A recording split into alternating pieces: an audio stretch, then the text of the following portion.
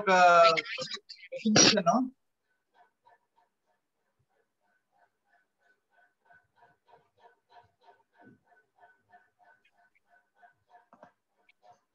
Good evening friends. నేను yesterday ఒక question ఇచ్చాను మీకు. స్టాక్ మార్కెట్ నిన్న 220 పాయింట్స్ పెరిగింది, ఎందువలన పెరిగింది మీరు చూసి పేపర్ చదివి నాకు చెప్పండి అని చెప్పాను. మీరు మెసేజ్ పెట్టండి మీ దాంట్లోని, మెసేజ్ బాక్స్ లో పెట్టండి ఎందువలన నిన్న పెరిగింది అన్నది.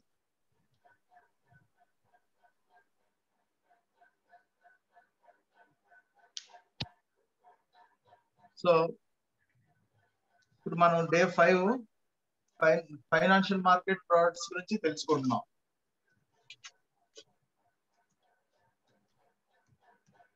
ఫైనాన్షియల్ మార్కెట్స్ అంటే తెలుసు కదా. ఫైనాన్షియల్ మార్కెట్స్ అంటే మనం స్టాక్ మార్కెట్ అని తెలుసుకున్నాం. ఆ స్టాక్ మార్కెట్ లో ఏమేమి ఉంటాయి అన్నది ఈ రోజు తెలుసుకుంటాం అన్నమాట. మనం చాలా ప్రొడక్ట్స్ ఉంటాయి, వాటిలో మెయిన్ ఇంపార్టెంట్ ప్రొడక్ట్స్ గురించి మనం తెలుసుకుంటాం అన్నమాట.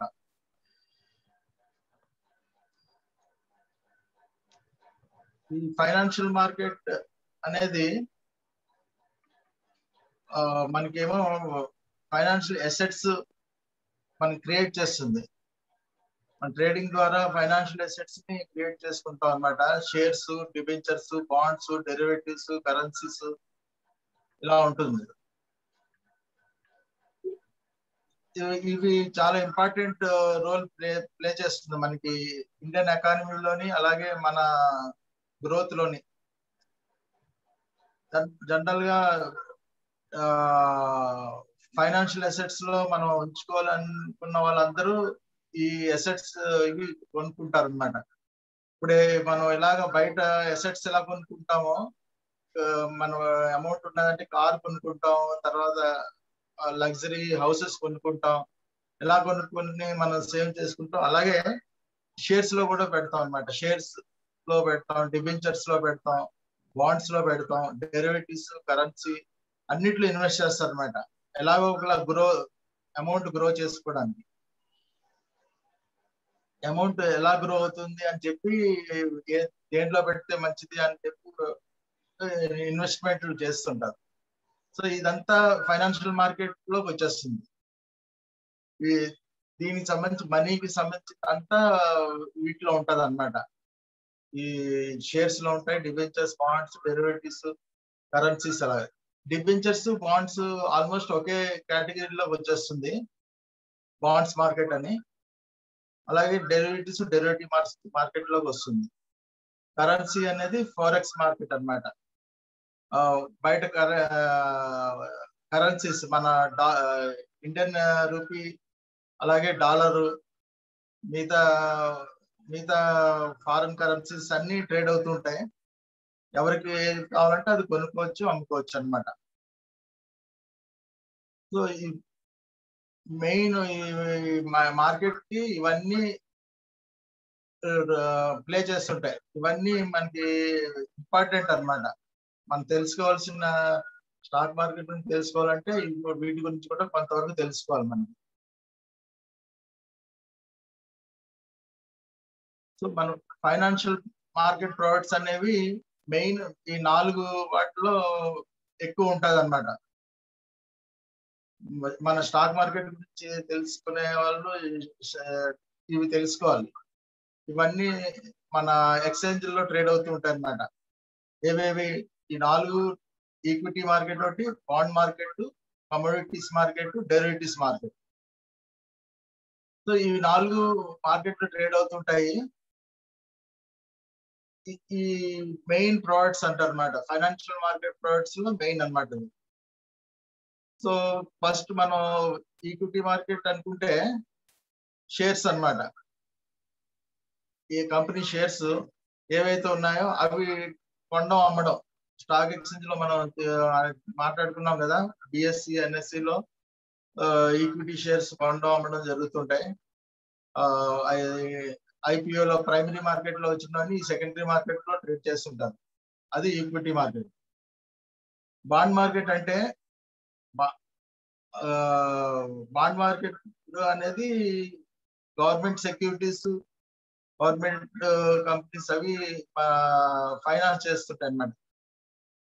మనం పెట్టిన అమౌంట్ ని గవర్నమెంట్ కొన్ని ప్రాజెక్ట్స్ కి, ఇన్వెస్ట్మెంట్ కి యూజ్ చేస్తుంటాయి. గవర్నమెంట్ అని, ఆ ప్రైవేట్ కంపెనీస్ అని అవి అనౌన్స్ వాటికి యూజ్ చేస్తుంటాయి ఈ బాండ్ మార్కెట్ లో పెట్టినవి. దీనికి ఏం చేస్తాయంటే అవి రెగ్యులర్ ఇన్కమ్ ఇస్తాయి అనమాట. అంటే మనం ఆల్మోస్ట్ ఇంట్రెస్ట్ అమౌంట్ లాగా ఇస్తాయి అనమాట. ఇది ఈక్విటీ మార్కెట్ తో సంబంధం ఉండదు. ఈ బాండ్ మార్కెట్ అంతా సెపరేట్ అన్నమాట. అంతా ఇంట్రెస్ట్లతో నడుస్తుంది, బ్యాంక్ ఇంట్రెస్ట్లతో నడుస్తాయి ఎక్కువ. ఇవన్నీ ఈ బాండ్స్ ఇవి కూడా ఇష్యూ చేసేవి కూడా బ్యాంకులే. స్టేట్ బ్యాంకులు, హెచ్డిఎఫ్సి బ్యాంకు, ఇంకా అన్ని బ్యాంకులు బాండ్స్ ఇష్యూ చేస్తుంటాయి, గవర్నమెంట్ ఇష్యూ చేస్తుంటది. సో ఇవన్నీ ఏం చేస్తాయంటే మన ఎకానమీ పెరగడానికి యూజ్ చేస్తుంటారు. గవర్నమెంట్ యూజ్ చేసుకుంటది, తర్వాత పెద్ద పెద్ద బ్యాంకులు ఏమో వాళ్ళు బిజినెస్ చేయడానికి యూజ్ చేసుకుంటారు. ఏమైనా సరే దీంట్లో ఏంటంటే రిస్క్ చాలా తక్కువ ఉంటది అన్నమాట. అమౌంట్ కూడా సేఫ్టీ ఉంటది. మన ఇంట్రెస్ట్ రేట్ లాగే ఉంటది. ఇది బ్యాంక్ ఎఫ్డి కన్నా కొద్దిగా ఎక్కువ ఇస్తుంది బాండ్ మార్కెట్. 1%, 2% ఎక్కువ ఉంటది. So next commodity market.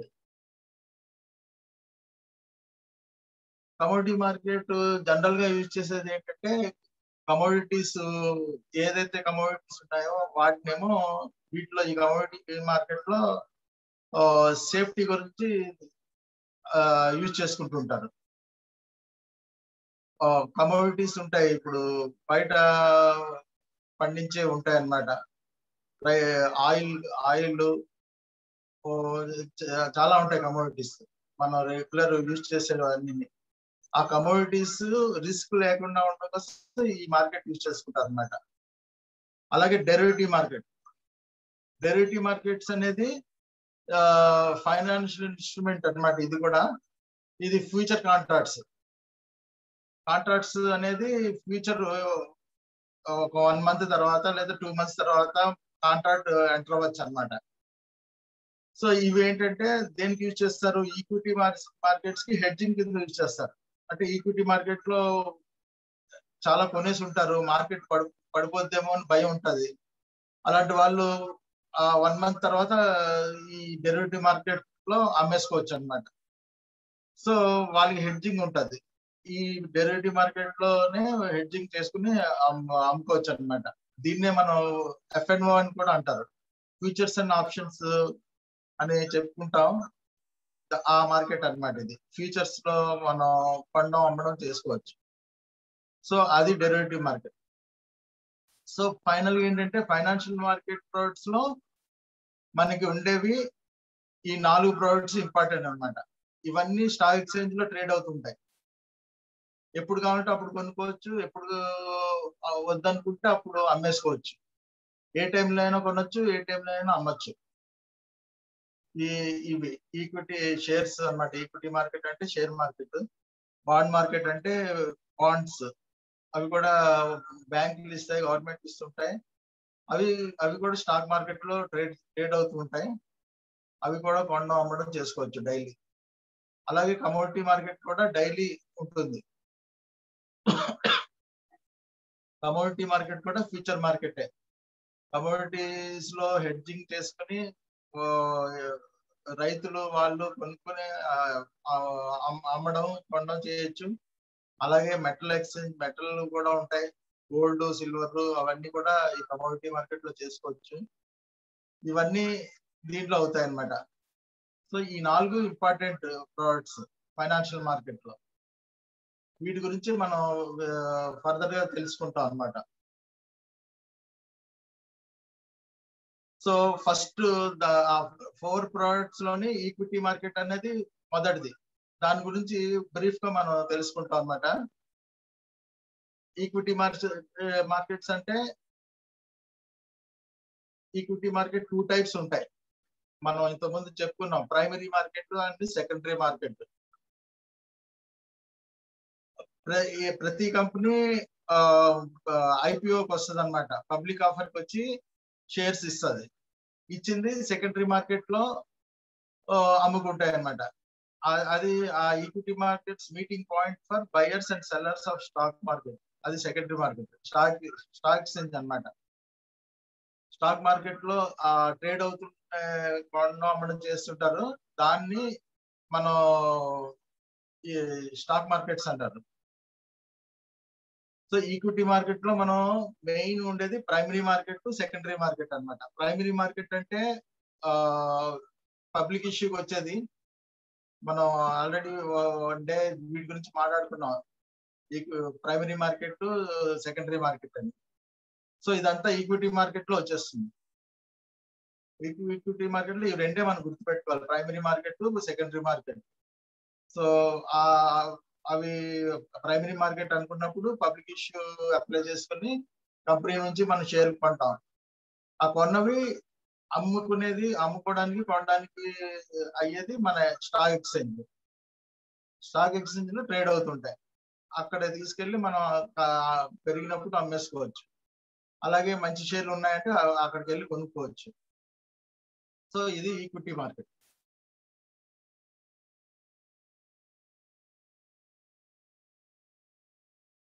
Bond market. Bond market అనేది ఇది ఇది కూడా కొన్ని అమ్మడం చేసుకోవచ్చు స్టాక్ మార్కెట్ లో. ఇవేంటంటే ఫిక్స్డ్ ఇన్కమ్ ఇచ్చేవన్నమాట. రెగ్యులర్ గా ఎంతో 8%, 9%, 10% చెప్తారు. ఆ బాండ్ ఇది ఎవ్రీ ఇయర్ 8% ఇస్తాము అని ఉంటది. సో మనం అది కొనుక్కొని ఉంచుకుంటే ఆ ఫిక్స్డ్ ఇన్కమ్ మనకు వస్తుంటది. అవేమో సెంట్రల్ గవర్నమెంట్ ఇష్యూ చేస్తుంటాయి, అలాగే స్టేట్ గవర్నమెంట్ ఇష్యూ చేస్తుంటాయి, మున్సిపల్ కార్పొరేషన్ ఇష్యూ చేస్తుంటాయి, కొన్ని బ్యాంక్స్ కూడా ఇష్యూ చేస్తుంటాయి. సో అవి ఇష్యూ చేసినవి మనం మార్కెట్ లో కొనుక్కోవచ్చు, అమ్ముకోవచ్చు అన్నమాట. దానికి ఏంటంటే మనం ఈజీగా చెప్పాలంటే మనం వాళ్ళకి గవర్నమెంట్ కి మనం లోన్ ఇచ్చినట్టు. మనం స్టాక్ మార్కెట్ లో కొన్నామంటే ఒక బాండ్ కొన్నామంటే వాళ్ళకి లోన్ ఇచ్చినట్టు మనకి ఇంట్రెస్ట్ ఇస్తుంటారు. మనం లోన్ ఇచ్చి వాళ్ళేమో మన దగ్గర అప్పు తీసుకున్న వాళ్ళు, మనమేమో అప్పు ఇచ్చే వాళ్ళం కొన్నామంటే. సో అదనమాట ఈజీగా తెలియడానికి బాండ్ అంటే ఈజీగా తెలుస్తుంది. ఇంకో డెలివరింగ్ ఇన్కమ్ సెక్టర్ని త్రూ అవుట్ ది ఇయర్. అంటే ఎవ్రీ ఇయర్ అలా అమౌంట్ వస్తుంటది. కార్పొరేట్ బాండ్స్ లో మనం ఇన్వెస్ట్ చేసామంటే ఎవ్రీ ఇయర్ మనకి వస్తుంది. అదేమో కావాలంటే మనం ఎవ్రీ మంత్ కూడా మనం ప్లాన్ చేసుకోవచ్చు ఇన్కమ్ వచ్చేటట్టు. తర్వాత వీటికి ఏంటంటే లో మార్కెట్ వాలిటాలిటీ ఉంటుంది, ప్రిన్సిపల్ ప్రొటెక్షన్ ఉంటుంది. అంటే లో మార్కెట్ వాలిటాలిటీ ఎందుకంటే మార్కెట్ తో సంబంధం ఉండదు. ఇది మార్కెట్ బాగా పెరిగిపోయినా బాగా తగ్గిపోయినా ఎక్కువ మూమెంట్ ఉండదు. కొన్ని రేర్ అకేషన్ లో అవి పెరగడం తగ్గడం జరుగుతుంటాయి. సో ఈ కార్పొరేట్ బాండ్స్ లో ఏంటంటే క్యాపిటల్ ప్రొటెక్షన్ ఉంటుంది. మనం ఎంతైతే పెట్టామో, 1,00,000 రూపాయలు పెట్టామంటే 1,00,000 రూపాయలు అలాగే 1 year 2 years అయినా మార్కెట్ డౌన్ అయిపోయినా సరే ఆ 1,00,000 రూపాయలకి ఏమి డోకా ఉండదు. ఆ 1,00,000 రూపాయల మీద మనకి ఇంట్రెస్ట్ 8,000 9,000 ఎంతో ఎవ్రీ ఇయర్ ఇచ్చేస్తుంటాడు కంపెనీ వాడు. ఎక్కువ మూవ్మెంట్, ఎక్కువ అప్ అండ్ డౌన్స్ ఉండవు. మార్కెట్ తగ్గిపోతుంది అన్న ఇది ఉండదు. తర్వాత పోర్ట్ఫోలియో డైవర్సిఫికేషన్ కూడా ఉంటుంది. మనం ఏదైతే ఇవి తీసుకున్నామో ఒక దగ్గరే తీసుకోరు వీళ్ళు. ఈ బాండ్ తీసుకున్న వాళ్ళు, అమ్మిన వాళ్ళు కూడా బాండ్స్ 4-5 కంపెనీలు కలిపి ఒక బాండ్ ఇష్యూ చేస్తుంటారు. బాండ్స్ అలా ఉంటాయి అన్నమాట. ఎగ్జాంపుల్ చెప్పాలంటే నిప్పన్ ఇండియా ప్రైమ్ డెప్ట్ fund, IDFC corporation bond fund, HDFC corporate bond fund, ఇలాగే బాండ్స్ ఉంటాయి. వీటిలో ఏంటంటే మన క్యాపిటల్ రిస్క్ ఉండదు. ఎవరైతే భయపడతారో కొంతమంది ఏంటంటే షేర్ మార్కెట్ ని భయపడతారు.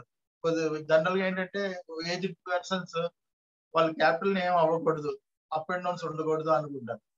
60 ఇయర్స్ దాటిన వాళ్ళు, రిటైర్ అయిన వాళ్ళు ఉంటారు కదా, వాళ్ళు జనరల్ గా ఈ బాండ్ మార్కెట్ లో ఇన్వెస్ట్ చేస్తుంటారు. వాళ్ళకి ఏంటంటే క్యాపిటల్ కి ఏం అవ్వకూడదు అనమాట. క్యాపిటల్ కి ఏమైనా సరే వాళ్ళ టెన్షన్ పెరిగిపోద్ది, హెల్త్ పాడవుతుంది. సో జనరల్ గా మనం యాజ్ ఎంప్లాయీ గా కూడా మనం మొదట్లో ఇవే రికమెండ్ చేయాలి ఏజ్డ్ పీపుల్ కి. కొద్దిగా వాళ్ళకి ఏంటంటే ఫిక్స్డ్ ఇన్కమ్ వస్తుండాలి, వాళ్ళకి మంత్లీ ఇన్కమ్ ఉండదు కాబట్టి ఫిక్స్డ్ ఇన్కమ్ రావాలంటే ఇలాంటి వాటిలో పెడితే ఎవ్రీ మంత్ వాళ్ళకి శాలరీ లాగా లేదా పెన్షన్ లాగా వాళ్ళకి వస్తుంటది. సో ఇలాంటి వాటిలో పెట్టుకోవడానికి మనం ఈ బాండ్ మార్కెట్ ని యూజ్ చేయాలన్నమాట. మనం ఎంప్లాయీస్ అయితే పెద్దవాళ్ళకి ఇది రికమెండ్ చేయాలి. చిన్న వాళ్ళకి ఎంప్లాయీస్ కి వాళ్ళకి ఏంటంటే లాంగ్ టర్మ్ ఉంటారు వాళ్ళు. ఒక 30 ఇయర్స్ వాళ్ళు ఉన్నారు అంటే ఈక్విటీ మార్కెట్ మనం సజెస్ట్ చేయొచ్చు. ఈక్విటీ మార్కెట్ లో పెట్టండి, లాంగ్ టర్మ్ లో మీకు బాగుంటుంది అని చెప్పొచ్చు. ఎందుకంటే ఈక్విటీ మార్కెట్ లో 4 ఇయర్స్ 5 ఇయర్స్ అలా ఇన్వెస్ట్ చేసిన వాళ్ళకి మంచి రిటర్న్స్ వచ్చాయి, 20% 30% రిటర్న్స్ వచ్చాయి. కాబట్టి వాళ్ళకి లాంగ్ టర్మ్ 4 ఇయర్స్ 5 ఇయర్స్ ఉండే వాళ్ళని ఈక్విటీ మార్కెట్ చెప్పొచ్చు. సో దాంట్లో ఏంటంటే లాంగ్ టర్మ్ ఎందుకు అని చెప్తామంటే 1 ఇయర్ లో 1 ఇయర్ తర్వాత మార్కెట్ డౌన్ అవ్వచ్చు. ఇప్పుడులాగా అలా కంటిన్యూగా పెరుగుతూ ఉండడానికి ఛాన్స్ లేదు. ఒకసారి ఒక ఇయర్ పెరగదు అనమాట మార్కెట్. లాస్ట్ ఇయర్ చూడండి, లాస్ట్ ఇయర్ కరోనా వచ్చిందని చెప్పి మార్కెట్ ఒకసారి తగ్గింది. ఆ తగ్గినప్పుడు భయపడిపోతారు వీళ్ళు. ఏజ్డ్ పీపుల్ ఉన్నారంటే మన షేర్ వాల్యూ ₹1,00,000 50,000 అయిపోయింది, 2 నెలల్లో 3 నెలల్లో 50,000 అయిపోయింది బాబోయ్ అని గొడవ కూడా చేసేస్తారు. సో వాళ్ళకి ఏంటంటే ఇలాంటి బాండ్ మార్కెట్ చెప్పామనుకోండి, మార్కెట్ ఎంత పడినా సరే ఆ ₹1,00,000 ఉన్నాయంటే ₹1,00,000 అలాగే ఉంటాయి. ఇంట్రెస్ట్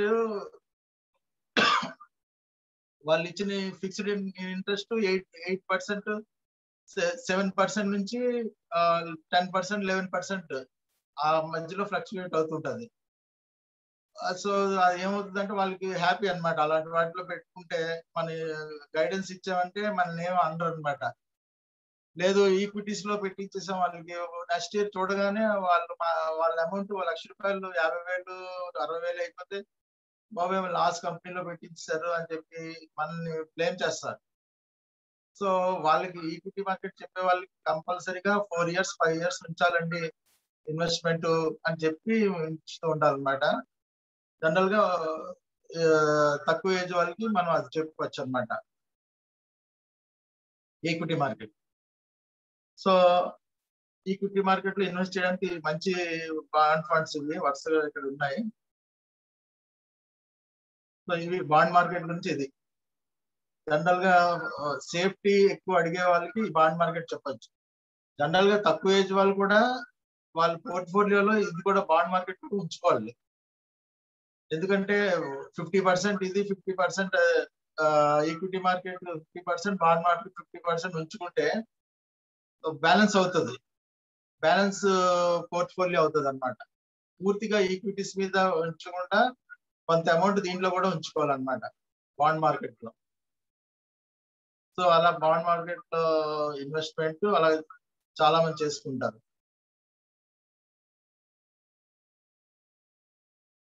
నెక్స్ట్ బాండ్ మార్కెట్ తర్వాత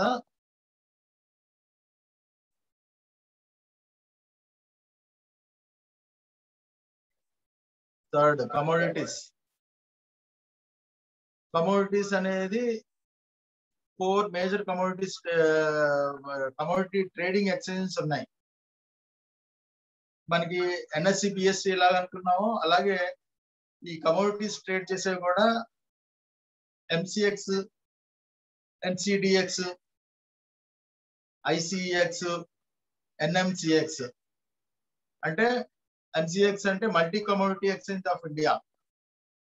అలాగే national commodities and derivatives exchange limited NCDX. Indian commodity exchange అనేది ICEX. National multi commodity exchange of India అనేది NMCX. సో దీంట్లో మెయిన్ ఎక్కువ అవుతుంది MCX లో ట్రేడ్ అవుతుంటాయి. ఎంసీఎక్స్ ఇప్పుడు అవుతున్నది 80% ట్రేడింగ్, కమోడిటీస్ ట్రేడింగ్ ఎంసీఎక్స్ లో అవుతుంటది.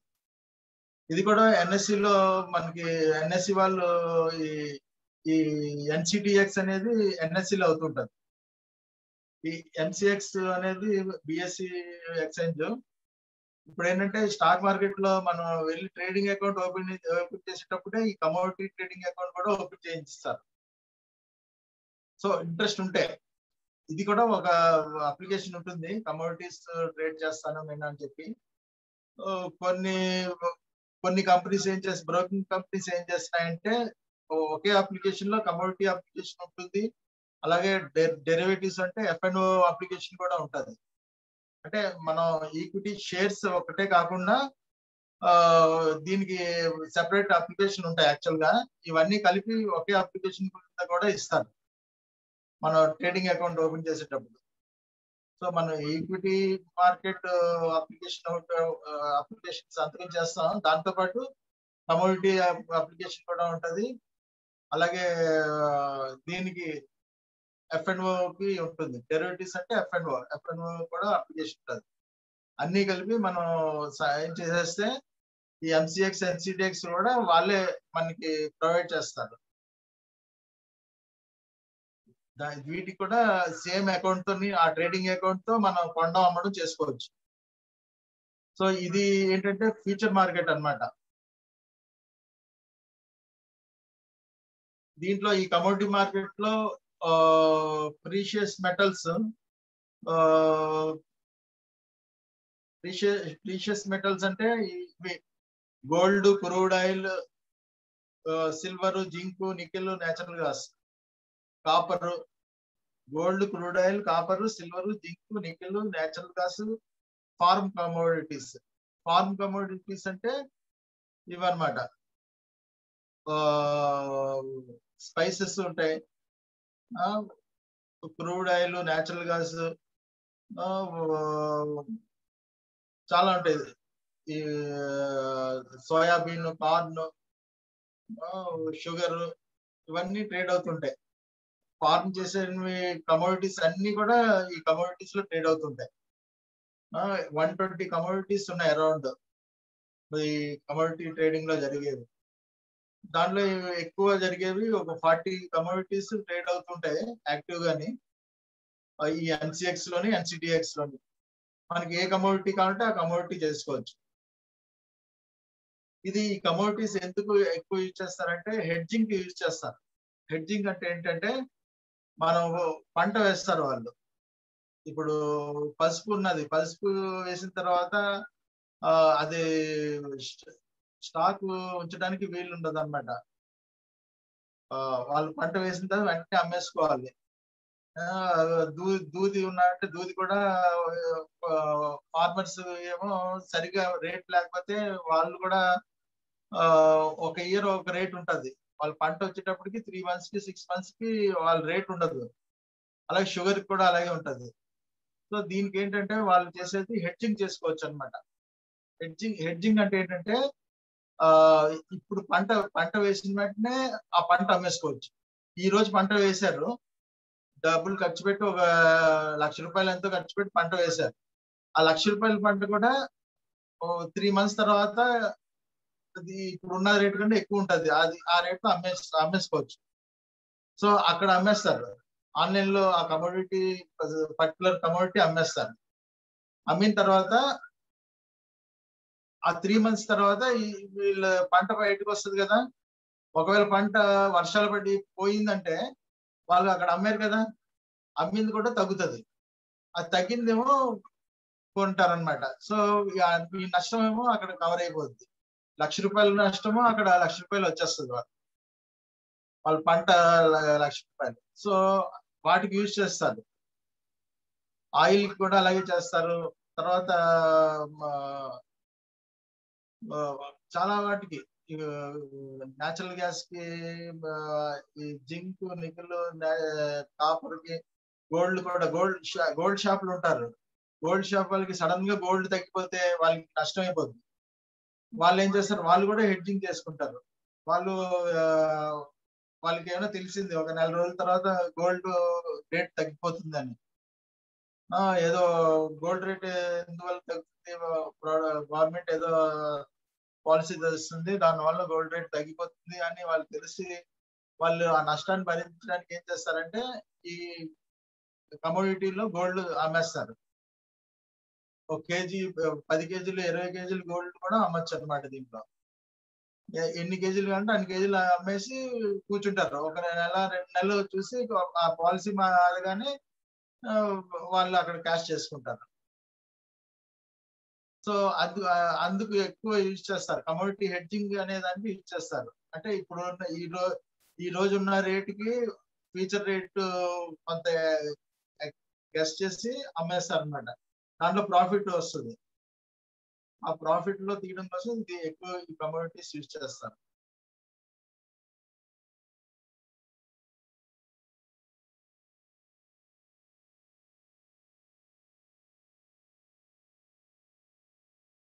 అర్థమవుతుంది కదండి. సో ఈ 3 ప్రోడక్ట్స్ చెప్పాను. వీటి గురించి నాకు చెప్పండి. డౌట్స్ ఉంటే అడగండి.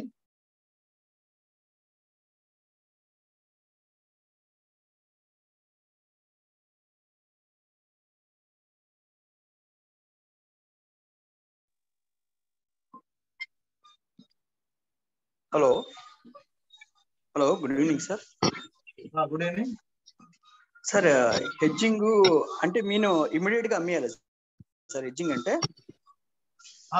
హెడ్జింగ్ అంటే మరి ఈ రోజు ఇప్పుడు కొన్నది, ఇప్పుడు పంట వేశారు, పంట వేసి ఇన్వెస్ట్మెంట్ చేశారనమాట. 1,00,000 రూపాయలు పెట్టారు అనుకోండి, భయపడుతున్నారు అనమాట. ఏమైనా వర్షాలు పడి పంట అంతా నష్టం వస్తుందేమో అని చెప్పి వాళ్ళు ఏం చేస్తారంటే 2 నెలల తర్వాత దాని వాల్యూ ఉంటది అనమాట. అక్కడ కమోడిటీ ట్రేడ్ అవుతుంటది. 2 నెలల తర్వాత 5 నెలల తర్వాత ఆ రేట్ ఉంటది. ఒక పర్టికులర్ రేటు, రేట్ కన్నా కొద్దిగా ఎక్కువ ఉంటది. అక్కడ అమ్మేస్తారు. అక్కడ అమ్మాలంటే కొంచెం మార్జిన్ పెట్టాలన్నమాట. 1,00,000 రూపాయలకి 10,000 పెట్టి ఆ 1,00,000 రూపాయల కొనొచ్చు అన్నమాట. కమోడిటీలో అమ్మచ్చు. Okay sir. ఇక్కడేమో ఇన్వెస్ట్మెంట్ చేస్తున్నారు, పంట వేస్తున్నారు, పంటకి హెడ్జింగ్ చేశారనమాట అక్కడ. సో అది బ్యాలెన్స్ గా ఏ టైంలో అయినా సరే అమ్మేసుకోవచ్చు. అది మళ్ళీ కొనేయచ్చు. అక్కడ వర్షాలు బాగా మాన్సూన్ వచ్చింది అనుకోండి, న్యూస్ రాగానే అక్కడ కవర్ చేస్తారు. అక్కడ ప్రాఫిట్ తీసుకుంటారు, ఇక్కడ ప్రాఫిట్ తీసుకుంటారు. ఈ 3 months లో ఎప్పుడైనా ఆల్రెడీ 1,10,000 అమ్మేస్తారు కదా సార్ ఇన్వెస్ట్ అయ్యగానే. ఇప్పుడు మళ్ళీ 3 months తర్వాత ఎవరు కొన్నాడో వాడు అమ్ముకుంటాడు కదా. ఎవరు కొన్నాడో కాదు, ఆ ట్రేడ్ అవుతుంటాయి. 3 months తర్వాత డైలీ ట్రేడ్ అవుతుంటది. అది డైలీ ట్రేడ్ అవుతుంటది. 3 months లో ఎప్పుడైనా మనం కవర్ చేయొచ్చు. లేదు మాన్సూన్స్ బాగున్నాయి, ఇంకా నమ్మకం వచ్చింది అంటే కవర్ చేయొచ్చు. లేదు ఆ 3 months పూర్తయ్యే వరకు ఉంచుకుంటాడు అనమాట. అలా ఉంచొచ్చు. అలా అంటే 3 months లో మళ్ళీ బ్యాక్ చేసుకోవచ్చా సార్? హలో సార్, 3 months లో మళ్ళీ బ్యాక్ చేసుకోవచ్చా? 3 months వరకు అలా హోల్డ్ చేసి ఉంచొచ్చు. హోల్డ్ చేసి ఉంచుకోవచ్చు అన్నమాట. Okay sir. మన రేటు, మన అమ్మిన రేటు అలాగే ఉంటది. ఓకే, 1,10,000 అమ్మే ట్రేడింగ్ అయిపోతుంది. ఒకవేళ మరి 1,10,000 ఎవరైనా అలా హోల్డ్ ఉంచేస్తారు. అలా హోల్డింగ్ ఉంచుతారు. 3 నెలలు అలా ఉంచుకుంటారు. ఒకవేళ 90,000 మాన్సూన్ బాగాలేదు అనుకోండి, 90,000 80,000 వచ్చింది అనుకోండి, అప్పుడు ఏంటి అవుతుంది? అప్పుడు ప్రాఫిట్ బాగా వస్తుంది. అప్పుడు తగ్గిపోయింది. 1,10,000 అమ్మారు అక్కడ. ఇప్పుడేమో తక్కువ, మాన్సూన్ బాగాలేదంటే 50,000 వచ్చిందంటే వాళ్ళ ప్రాఫిట్ అనమాట. ఆ మిగతా 1,10,000 ప్లస్ ఆ డిఫరెన్స్ 60,000 ప్రాఫిట్ వస్తుంది. Okay okay. ఒక పెరిగిపోయింది అనుకోండి, అప్పుడు ప్రాఫిటేనా? ఇప్పుడు 1,50,000 ఈ పంట వస్తుంది, అది వస్తుంది. అంటే ఎప్పుడు ప్రాఫిట్ లాస్ అవ్వం. అయితే పంట ప్రాఫిట్ వస్తుంది కదా. అంటే ఎప్పుడు ప్రాఫిట్ వస్తుంది తప్ప లాస్ అవ్వము. అది తక్కువ ఉంటుంది, లాస్ తక్కువ ఉంటుంది. అది మన అమ్మింది పెరిగింది అంటే అర్థం ఏంటంటే మన పంట బ్రహ్మాండమైన రేట్ వస్తుంది అని అర్థం. అవును, అదే మంచి రేట్ వస్తుంది. అక్కడ లాస్ అవ్వరు. లాస్ అయ్యే ఛాన్సెస్ ఉండవు సార్? లాస్ అయ్యే ఛాన్సెస్ ఉండదు. ఇక్కడ హెడ్జింగ్ వేసాడు కదా, ఇక్కడ ₹1,00,000 పెట్టుబడి పెట్టాడు పంట మీద, పెట్టి ఒక 10,000 ఇన్వెస్ట్ చేసి అక్కడేమో అమ్ముకున్నాడు అనమాట. సో పంట నష్టం అయితే ప్రాఫిట్ వస్తుంది, అక్కడ మార్కెట్ లో ప్రాఫిట్ వస్తుంది. పంట నష్టం అయితే, పంట బాగున్నది అంటే మంచి ప్రాఫిట్ పంటలో వస్తుంది. అక్కడేమో ఆ 10,000లో ఒక 5,000 ఎంత లాస్ వస్తుంది అంతే. ఓహో, ఓకే సార్. సో ఓవరాల్ గా ప్రాఫిట్ తీస్తారు. Okay sir, thank you. Next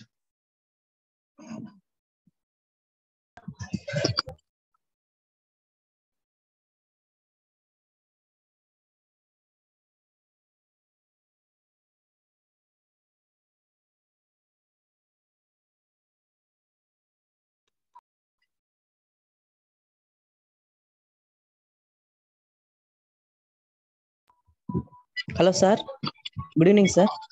good evening, అడగండి సార్. ఈక్విటీ మార్కెట్ కి బాండ్ మార్కెట్ కి డిఫరెన్సెస్ చెప్పరా?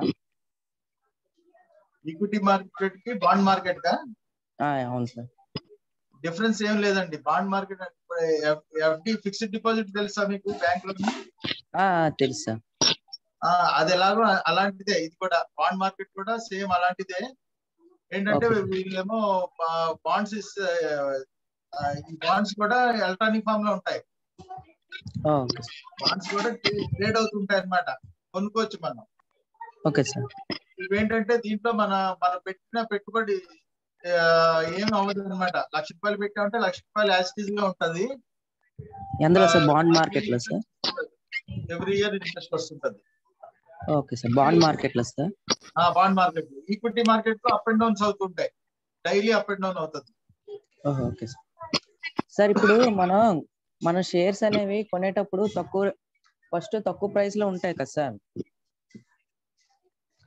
హలో, ఫస్ట్ షేర్స్ మనం షేర్స్ కొనేటప్పుడు తక్కువ ప్రైస్ లో ఉంటాయి కదా సార్? తర్వాత రేట్ పెరిగేటప్పుడు మనం ఎక్కువ షేర్స్ కొనుక్కోవాలంటే వాళ్ళు మనకి లోన్స్ ఏమైనా ఇస్తారు సార్? మనం కొనడానికి లోన్సా? కొనడానికి అంటే ప్రైస్ అంటే షేర్లు పెట్టి లోన్ తీసుకోవచ్చు. మనం ఏదైతే షేర్లు కొన్నామో అది బ్యాంక్ లో పెడితే మీకు ఇది ఇస్తారు, లోన్ ఇస్తారు. Okay sir. దానికి ఏమైనా ఇంట్రెస్ట్ అవన్నీ ఉంటాయి సార్? ప్రాసెస్ ఇంట్రెస్ట్ గట్టా వేస్తారు సార్? నామినల్ ఇంట్రెస్ట్ ఉంటుంది. ఇంట్రెస్ట్ రేట్ కూడా 6%, 7% ఎంత ఉంటుంది. 6% నుంచి 10% ఉంటుంది సార్. దానికి కంపెనీకి ఏమైనా లింక్ ఉంటుంది సార్? అంటే ఆ లోన్ ఇంట్రెస్ట్ అనేది కంపెనీ ఏమైనా వేస్తుందా సార్? అంటే మనమే తీసుకోవాలి. మన బ్యాంక్ అకౌంట్ ఉందో అక్కడ వెళ్ళి బ్రాంచ్ మేనేజర్ చెప్పి అదర్ షేర్లు ఉన్నాయి దాని మీద లోన్ ఇవ్వండి అంటే డబ్బులు ఇస్తారు. 80%, 70% ఇస్తారు. ₹1,00,000 షేర్లు ఉన్నాయంటే 70,000 ఎంతో బ్యాంక్ లోన్ ఇస్తుంది. ఆ అమౌంట్ తో మనం ఖర్చు పెట్టుకోవచ్చు, లేదా ఆ డబ్బుతో షేర్లు అయినా కొనుక్కోవచ్చు, ఏదైనా చేయొచ్చు. Okay sir, thank you sir.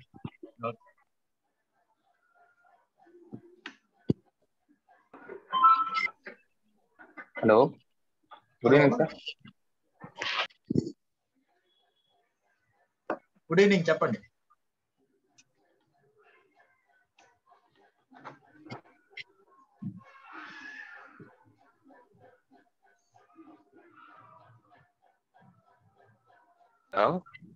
చెప్పండి, అడగండి. అదే sir, same demat account commodity market లో ఇన్వెస్ట్మెంట్ కోసం యూస్ చేయొచ్చా సార్? చేయొచ్చు. Okay sir, thank you. Account open చేసినప్పుడు మన ఇష్టమైతే కమోడిటీ మార్కెట్ ఓపెన్ చేయొచ్చు, లేకపోతే ఈక్విటీ మార్కెట్, డెరివేటివ్ మార్కెట్ రెండు వెంటనే ఓపెన్ అయిపోతాయి. కమోడిటీ మార్కెట్ గురించి అడగాలన్నమాట. అది కూడా ఓపెన్ చేస్తానంటే అది కూడా ఒక ఫామ్ ఇస్తారు, ఓపెన్ చేస్తారు. Hello sir.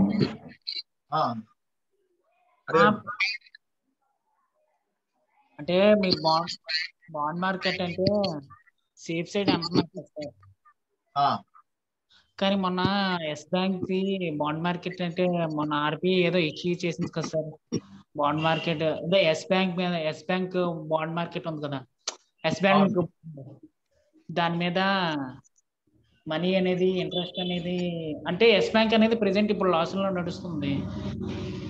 దానివల్ల ఏది ఇంట్రెస్ట్ అనేది ఇవ్వలేము అనేది ఏదో ఆర్బీఐ ఇష్యూ చేసింది కదా సార్. ఇప్పుడు అలా ఏం లేదు. ఎస్ బ్యాంక్ ప్రాబ్లం అయినా సరే ఎస్ బ్యాంక్ ఏం చేసింది, స్టేట్ బ్యాంక్ కొన్నది.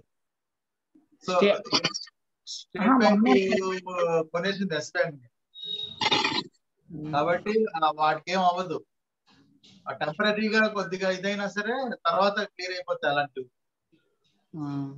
అంటే ఎంత లాస్ లోకి వెళ్ళినా సరే మనకు వచ్చిన మార్జిన్ అంటే 7% 10% మార్జిన్ అయితే ఫిక్స్ గా ఉంటుందా సార్ బాండ్ మార్కెట్ లోని?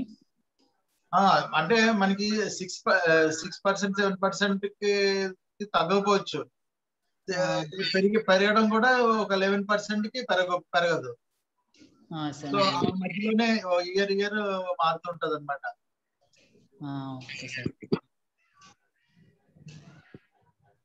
Okay sir. ఓకే.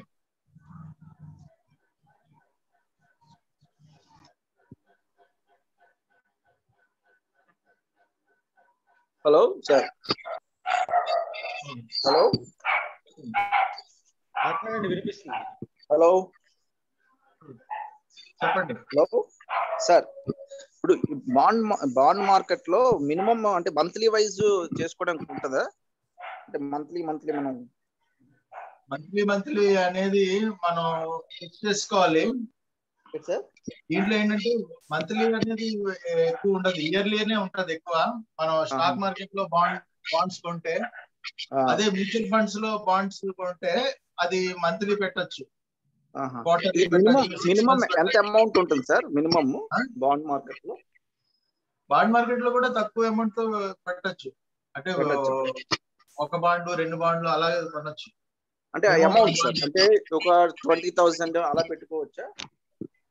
వాళ్ళు అనౌన్స్ చేస్తారు బాండ్ మార్కెట్ కి. వాళ్ళు గవర్నమెంట్ వాళ్ళు ఇచ్చేవి, సెంట్రల్ గవర్నమెంట్ ఇచ్చేవి కొన్ని 10,000 అంటారు, 5,000 అంటారు. అలాగే కొన్ని అయితే 20,000 అంటారు. వాళ్ళు అనౌన్స్ చేసిన దాన్ని బట్టి ఒక యూనిట్ 5,000 చెప్తారనమాట. దాని ప్రకారం మనం ఐపీఓ ప్రతి బ్రాంచ్ లో ఉంటాయి సార్? ప్రతి బ్యాంకు అంటే ప్రతి బ్రాంచ్ లో ఉంటారా బాండ్స్? వేరే ప్రత్యేకించి ఏమైనా బ్యాంకులో ఉంటాయా? బ్యాంకులో అంటే ప్రతి బ్రాంచ్ లో అంటే బ్యాంక్స్ ఉంటాయి కదా సార్? బ్యాంక్ లో కదా, ఇవి సెపరేట్ గా ట్రేడింగ్ లో అయ్యేవి నేను చెప్తున్నాను. బాండ్స్ బ్యాంక్ లో ఉండవి ఎఫ్డీలు అనమాట. కార్పొరేట్ బ్యాంక్స్ ఉన్నాయి కదా సార్, నిప్పాన్, ఐడిఎఫ్సి ఇవి అన్నారు కదా, అవి అంటే అవి ఇప్పుడు ఐడిఎఫ్సి అనేది బ్యాంక్ కదా, బ్యాంక్ లో కార్పొరేట్స్ అదే ఈ కార్పొరేట్ బాండ్స్ అనేవి ఉంటాయి కదా, వాళ్ళు ఇస్తారా లేకపోతే సెపరేట్ గా సార్? అవి మ్యూచువల్ ఫండ్స్ ఉంటాయి, మ్యూచువల్ ఫండ్ కంపెనీస్ ఉన్నాయి, అవి ఇష్యూ చేస్తాయి. దాని మ్యూచువల్ ఫండ్స్ గురించి మీకు ఒక డే చెప్తాను మీకు, దాంట్లో మీకు క్లారిటీ అవుతుంది. Okay sir. సరే సార్.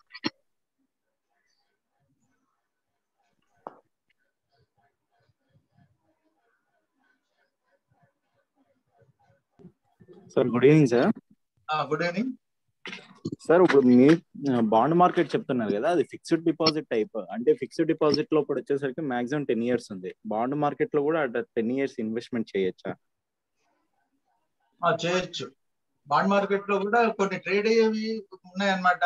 ఆ ట్రేడ్ అయ్యేవి అంటే ఏ టైంలో అయినా మనం అమ్మేసుకోవచ్చు. మన డబ్బులు అవసరం ఉన్నప్పుడు ఎప్పుడైనా అమ్మేసుకోవచ్చు. మీరు అన్నట్టు లాకింగ్ పీరియడ్ ఉంటాయి అన్నమాట.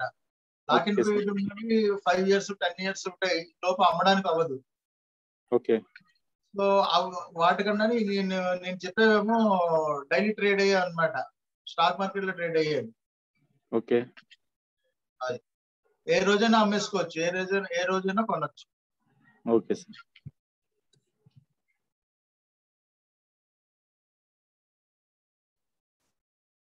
హలో చెప్పండి సార్. ఈ కమోడిటీ మార్కెట్స్ లో హెడ్జింగ్ అని చెప్పారు కదా సార్? అవును. అది ఎట్లా సార్, అది ఎట్లా సేల్ చేయడం అది? అది జనరల్ గా పంటలు వేసుకునే వాళ్ళకి, అలాగే గోల్డ్ అంటే మెటల్స్ బిజినెస్ చేసే వాళ్ళకి, వాళ్ళు ఫ్యూచర్ రేట్ ఉంటాయి అన్నమాట. ఫ్యూచర్ రేట్ ట్రేడ్ అవుతుంటాయి స్టాక్ మార్కెట్ లో, కమోడిటీస్ మార్కెట్ లో ట్రేడ్ అవుతుంటాయి. వాళ్ళు అక్కడ అమ్ముకోవడానికి ఛాన్స్ ఉంటది అనమాట. అంటే పంట ముందుగానే అమ్ముకోవచ్చా సార్? అది పంట ముందుగానే అమ్మొచ్చా? అమ్మచ్చు. ఇప్పుడు గోల్డ్ ఉన్నది, గోల్డ్ ఇప్పుడు రేటు ఒక రేటు ఉన్నది 52,000 ఎంతో ఉంది, 50,000 ఉంది అనుకోండి, 50,000 ఉన్నది అనుకోండి. ఇప్పుడు అదేమో 2 months తర్వాత రేటు 51,000 52,000 ఉంటుంది. అంటే 2,000 తేడా ఉంది. ఓకే. ఒక 2 months లో మార్కెట్ తగ్గొచ్చు అని అనుకున్నాను అనుకోండి. అంటే షాప్ వాళ్ళంటే 50 crores 100 crores గోల్డ్ చాలా ఎక్కువ ఉంచుకుంటారు వాళ్ళు. 20 kgs 100 kgs అలాగా ఉంచుకున్న వాళ్ళకి ఏదైనా న్యూస్ వచ్చింది మార్కెట్ లో, ఒక 2 నెలల్లో ఈ గోల్డ్ మార్కెట్ తగ్గొచ్చు, ఏదో పాలసీస్ వస్తున్నాయని వాళ్ళకి న్యూస్ వచ్చింది. మొత్తం గోల్డ్ ఒకేసారి అమ్ముకోలేరు కదా వాళ్ళు, షాప్ లో ఉన్న వాళ్ళని. సో వాళ్ళు ఏం చేస్తారంటే ఇలా ఈ కమోడిటీ మార్కెట్ లో అమ్మేస్తారు. 100 kgలో ఎన్నో 100 kg 200 kgలో గోల్డ్ అమ్మేయచ్చు. అది ట్రేడ్ అవుతుంటది. 1000 రూపాయల తేడాలో ఇప్పుడు 50,000 ఉన్నది, అది 51,000 ఉంటది. ఆ 51,000లో 51,000 లో మొత్తం అమ్మేయచ్చు అనమాట. ఒక 200 kgs అమ్మేస్తారు. అమ్మేసి ఆ న్యూస్ వచ్చిందా లేదా అని చెక్ చేస్తారు. చెక్ చేసి దానికి ఏం చేస్తారు వాళ్ళు, ఆ న్యూస్ నిజమైతే మార్కెట్ తగ్గిపోద్ది. ఆ 51,000 ఉన్నది 45,000కి వచ్చేస్తుంది. 45,000కి వచ్చినప్పుడు అక్కడ కవర్ చేస్తారు. సో వీళ్ళ షాప్ లో ఉన్నది అలాగే ఉంటది గోల్డ్, లాస్ అక్కడ 5,000 ప్రాఫిట్ వస్తుంది వాళ్ళకి. 5,000 ఉంటే 200 kg మొత్తం పెద్ద హ్యూజ్ అమౌంట్ వస్తుంది వాళ్ళకి. సో ఓవరాల్ గా కొంత ప్రాఫిట్ తీసుకోగలుగుతారు. సో అది హెడ్జింగ్ అన్నమాట. ఇప్పుడు ఉన్న మార్కెట్ వీళ్ళ షాప్ లో ఉన్నది 200 kgs, ఆ 200 kgs అక్కడ అమ్మేశారు టైం పీరియడ్. మళ్ళీ ఆ న్యూస్ కరెక్ట్ లేదా రాంగ్ ఉన్నా మళ్ళీ కవర్ చేస్తారు. సో వాళ్ళకి బాగా పనికి వస్తుంది అన్నమాట. ఫార్మర్స్ కి అందరికి యూజ్ చేస్తే లాస్ లేకుండా ఉండొచ్చు. ఓకే. అంటే దాని మీద ప్రాఫిట్ మీ ఎక్స్ట్రా వచ్చిన అమౌంట్ వీళ్ళకి యూజ్ అవుతుంది అంటున్నారు. యూజ్ అవుతుంది అంతే కదా. పంట విషయంలో కూడా అంతేనా సార్? అదంతా పంటలు ఆ విషయంలో కూడా అంతే? పంటలు కూడా అంతే, సేమ్. పంటలు కూడా అది యూజ్ చేసుకోవచ్చు. సో అవి బాగా వాళ్ళకి యాక్చువల్గా ఇంకా రైతులకి అవి ఇంకా తెలియదు. అది మన ఇండియాలోని చాలా తక్కువ మందికి తెలుసు, అవేర్నెస్ లేదు. అవును సార్, వర్షాలు దాని వల్ల నేచురల్ కెలామిటీ వల్ల పంట పోతే ఎట్లా సార్? అది ప్రాబ్లం కదా. ఇప్పుడు నేచురల్ కెలామిటీ ప్రాబ్లం, వర్షం వల్ల.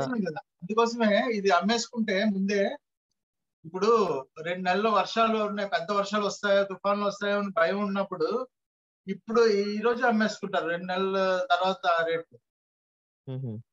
సో అక్కడ సేఫ్ అవుతారు అనమాట. అలాంటి వాళ్ళకే ఇది కమోడిటీ ఫ్యూచర్ మార్కెట్ అన్నమాట. సో అది ఇంటర్నేషనల్ బయట వాళ్ళు ఎక్కువ చేస్తున్నారు. అవును సార్, మన యూజ్ చేసుకోవచ్చు సార్. ఇటువంటి ఆపర్చునిటీ ఉన్నప్పుడు మనకు ఇండియా వాళ్ళు యూజ్ చేసుకోవచ్చు కదా సార్? చేసుకోవచ్చు, కానీ ఇంకా చాలా తక్కువ మందికి తెలుసు ఇది. కమోడిటీస్ గురించి కూడా చాలా తక్కువ మందికి తెలుసు. మార్కెట్ లో మనం స్టాక్ మార్కెట్ 2 కోట్లు 3 కోట్లు ఉన్నాయంటే ఇదేమో ఒక 50 లక్షల మందికి అంతమంది తెలుసు. చాలా తక్కువ మందికి. ఇంకా అవేర్నెస్ బాగా తెచ్చి గవర్నమెంట్ తెచ్చి అన్ని చేస్తే బాగా సేఫ్ అవుతారు. Hello sir. సార్ ఇప్పుడు బాండ్ మార్కెట్ ఉంది కదా సార్, ఓకే, అది సపోజ్ మనకి చాలా కంపెనీస్ లో ఎంప్లాయీస్ ని వాళ్ళకి బాండ్ ఎన్ని ఇయర్స్ మీరు చేయాలి మా కంపెనీలో అని ఇస్తారు. ఈ రెండు ఏమన్నా రిలవెన్స్ ఏమన్నా ఉందా సార్ ఇప్పుడు? దానికి దీనికి సంబంధం లేదు. బాండ్ అంటే ఏంటంటే అగ్రిమెంట్ అన్నమాట. మీకు ఎంప్లాయీకి అగ్రిమెంట్, అది ఆ బాండ్ వేరు. ఇవి ఇన్వెస్ట్మెంట్ అమౌంట్ కి మీరు పెట్టిన అమౌంట్ కి అగ్రిమెంట్ అవుతున్నారు అనమాట. ఇంత ఇంట్రెస్ట్ ఇస్తాము వస్తుంది అని చెప్పి ఈ బాండ్ మార్కెట్ లో ఇస్తారు.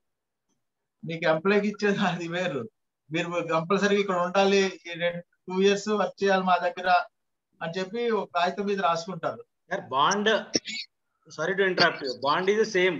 మీరు అక్కడ 2 years ఉండాలని బాండ్ రాస్తారు, ఇక్కడ మీ మనీ కూడా బాండ్ 5 years ఉండాలని చెప్పేసి మనీ బాండ్ రాస్తారు. అది అట్లా రిలేటెడ్, ఇక్కడ దానికి సంబంధం ఉండదు. అంటే అగ్రిమెంట్ అనే బాండ్ అనేది అగ్రిమెంట్ కరెక్టే, దానికి అది సంబంధం కొద్దిగా లేదు. అది కూడా ఫైనాన్స్ జనరేట్ చేస్తుంది సార్, అందుకని నాకు కొద్దిగా డౌట్ వచ్చింది, అందుకని అడిగాను. ఓకే, మంచి క్వశ్చనే. ఇది మనీకి, అదేమో ఎంప్లాయ్మెంట్ కి బాండ్ అన్నమాట. అగ్రిమెంట్ దాచుకుంటారు.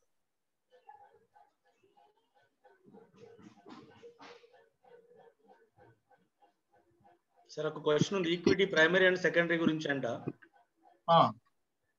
అది ఒకసారి చెప్పి మనం నెక్స్ట్ సెషన్. ఏదండి? ఈక్విటీలో ప్రైమరీ అండ్ సెకండరీ గురించి మాట్లాడమంటున్నాడు ఒక. అవునా?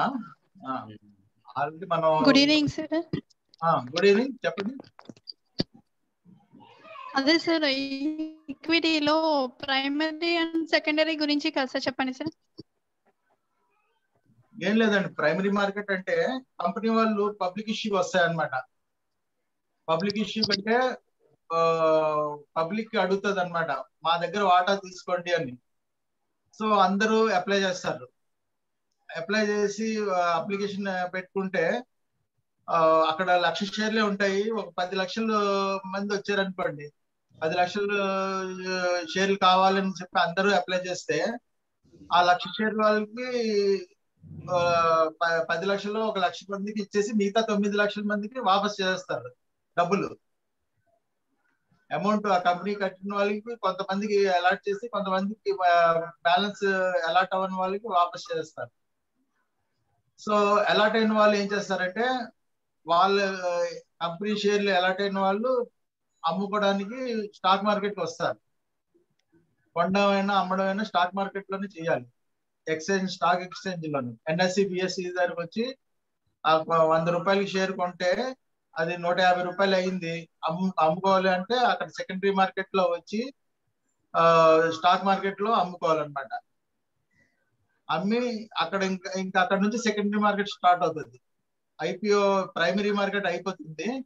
సెకండరీ మార్కెట్ ఏంటంటే ఆల్రెడీ కొన్న అలాట్ అయిన షేర్లు అమ్మేస్తారు. అక్కడ అమ్మిన తర్వాత మళ్ళీ కొండ అమ్మడం జరుగుతుంటది. అది పెరుగుతుందని వాళ్ళు కొంటారు, తగ్గుతుందని వాళ్ళు అమ్మేస్తుంటారు, ఇంకా అలా ట్రేడ్ అవుతుంటది. అది primary market, secondary market.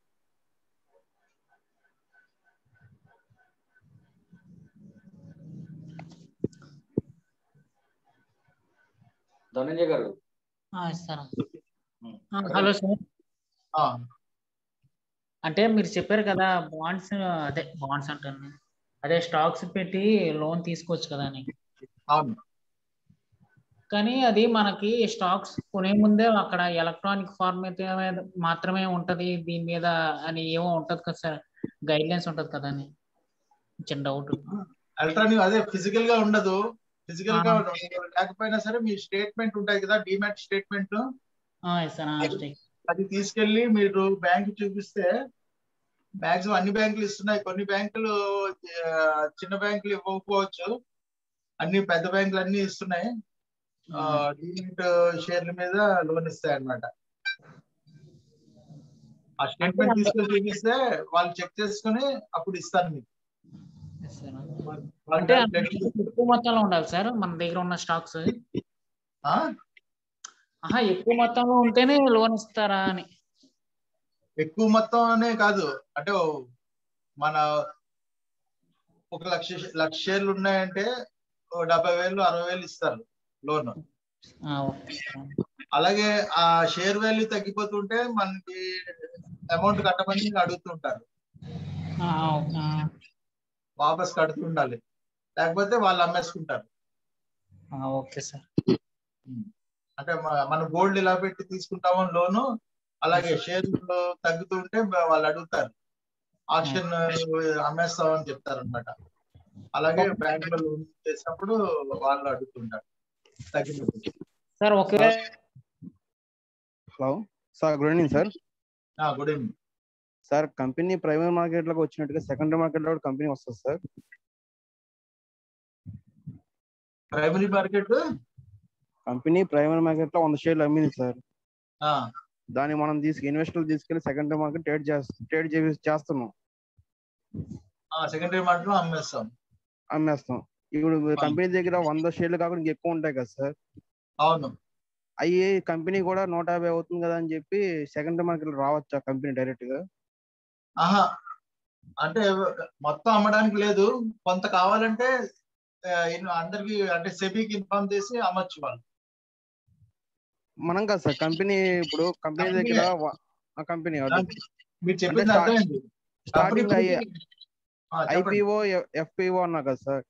IPO అంటే పబ్లిక్ అంటే ఇనిషియల్ పబ్లిక్ ఆఫర్ను, ఎఫ్పిఓ అంటే ఫాలోన్ పబ్లిక్ ఆఫర్ అని చెప్పా కదా. ఆ రెండు గురించి చెప్పరా, కొద్దిగా ఎక్స్ప్లెయిన్ చేయరా? సేమ్ అంటే ఐపీఓ అంటే మొదటిసారి వచ్చింది, పబ్లిక్ ఇష్యూకి వస్తారు, డబ్బులు కలెక్ట్ చేస్తారు, మళ్ళీ కావాలి కొన్ని ఒక 2 years 3 years తర్వాత మళ్ళీ డబ్బు అమౌంట్ కావాలని చెప్పి వాళ్ళు ఏం చేస్తారంటే మళ్ళీ సేమ్ ఐపీఓకే వస్తారు. ఐపీఓలో ఏం జరుగుతుందో అదే జరుగుతుంది, ఓన్లీ పేరు ఒకటే మారుతుంది, ఎఫ్పిఓ అని, ఫాలో ఆన్ పబ్లిక్ ఇష్యూ అని, పబ్లిక్ ఆఫర్ అని. అంటే కంపెనీ ప్రైమరీ మార్కెట్ లో చేయొచ్చు, సెకండరీ మార్కెట్ లో కూడా ట్రేడ్ చేయొచ్చు, కంపెనీ షేర్ అమ్ముకోవచ్చు సార్. ఇప్పుడు ఐపీఓ ఎఫ్పిఓ రెండు కూడా ప్రైమరీ మార్కెటే. ఓకే. సో అవి ఏంటంటే కంపెనీ అలాట్ చేస్తుంది అనమాట షేర్లు. అవి ఏమో మనం అమ్ముకోవాలంటే సెకండరీ మార్కెట్ లో అమ్ముకుంటాం.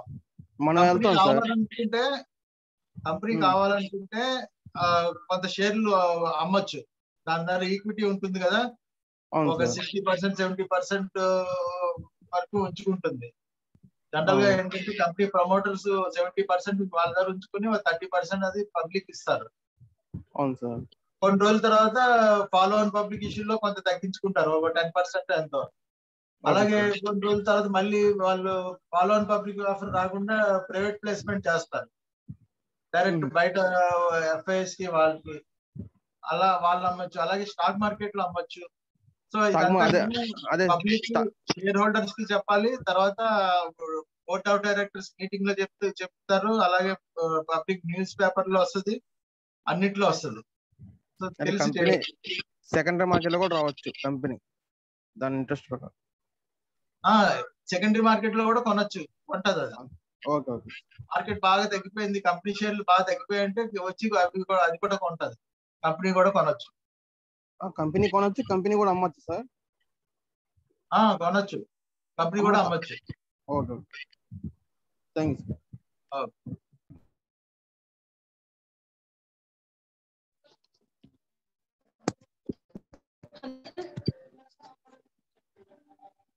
Hello sir. చెప్పండి. అదే సార్, ఇప్పుడు కమోడిటీ మార్కెట్ లో 4 మేజర్ కమోడిటీస్ ఉన్నాయి కదండి సార్. ఏదండి? కమోడిటీస్ మార్కెట్ లో 4 మేజర్ కమోడిటీస్ ఉన్నాయి కదండి సార్. అవును, ఉన్నాయి. ఎక్స్చేంజెస్, కమోడిటీ ట్రేడింగ్ ఎక్స్చేంజెస్ ఉన్నాయి. చెప్పండి.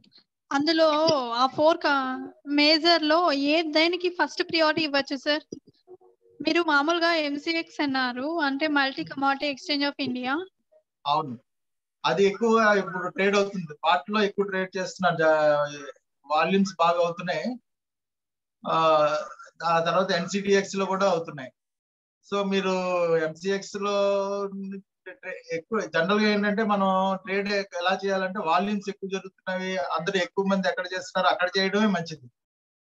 ఇక్కడ రేట్లు బాగున్నాయి అంటే తక్కువ రేటు దొరుకుతుంది అని చెప్పి యాక్టివ్ గా లేని చోట కొన్నారనుకోండి, మళ్ళీ అమ్మడానికి కష్టం అయిపోతుంది మనకి. సో మనకు యాక్టివ్ గా ట్రేడింగ్ ఎక్కడ అవుతుందో అక్కడ చూసుకుని కొనుక్కుంటే మంచిది. సో బెటర్ నేను రికమెండ్ చేసేది ఏంటంటే ఎంసీఎక్స్ లో చేసుకుంటే మంచిది అని చెప్తాను. 80% కమోడిటీస్ ఇండియాలో ఉన్న 80% కమోడిటీస్ ట్రేడింగ్ ఎంసీఎక్స్ లో జరుగుతుంది. దేనికి ఎన్సిడిఎక్స్ జరగదు సార్ అసలు? ఏదండి? ఎన్సిడిఎక్స్ కానీ ఎన్ఎంఎక్స్ అంటే ఎంసీఎక్స్ లోనే ఎక్కువ జరుగుతుంది అంటున్నారు, ఎందువల్ల? ఎందువలన అంటే ముందు నుంచే ఉంది అది. ఆ తర్వాత ఎన్సిటిఎక్స్ వచ్చింది. ఆ ముందు నుంచి చేస్తున్న వాళ్ళు ఎక్కువ మంది ఉన్నారు. సో మెయిన్ నెమ్మదిగా ఇవి కూడా బ్రాంచ్లు అవి ఎక్కువ ఓపెన్ చేస్తే ఇది కూడా ఎక్కువ యాక్టివ్ అవుతుంది. ఇప్పుడు బిఎస్సి ఉంది, బిఎస్సిలో మొదటి నుంచి ఉన్నది. బిఎస్సిని అందరూ రికగ్నైజ్ చేసేవారు స్టార్టింగ్ నుంచి. ఆ తర్వాత ఎన్ఎస్సి వచ్చింది.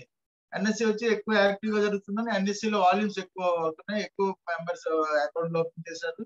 అక్కడ ఎందుకు అంటే అక్కడ బాగుంది, లేటెస్ట్ ఎక్కువ వాల్యూమ్స్ అవుతున్నాయి, లిక్విడిటీ ఉంది, అంత ట్రాన్సాక్షన్ బాగున్నాయని చెప్పి ఎక్స్చేంజ్ సెలెక్ట్ చేసుకోవడం మన ఇష్టం. స్టేట్ బ్యాంక్ లో బ్యాంక్ అకౌంట్ ఉండేది ముందు, ఆ తర్వాత హెచ్డిఎఫ్సి బ్యాంక్ వచ్చింది. ఏంటి సర్వీస్ ఒకటే కాదు, మెయిన్ టెక్నాలజీ అవన్నీ నచ్చి మన ఎక్కడ నచ్చితే అక్కడ అకౌంట్ ఓపెన్ చేసుకుంటూ వెళ్ళొచ్చు. ఓకేనా?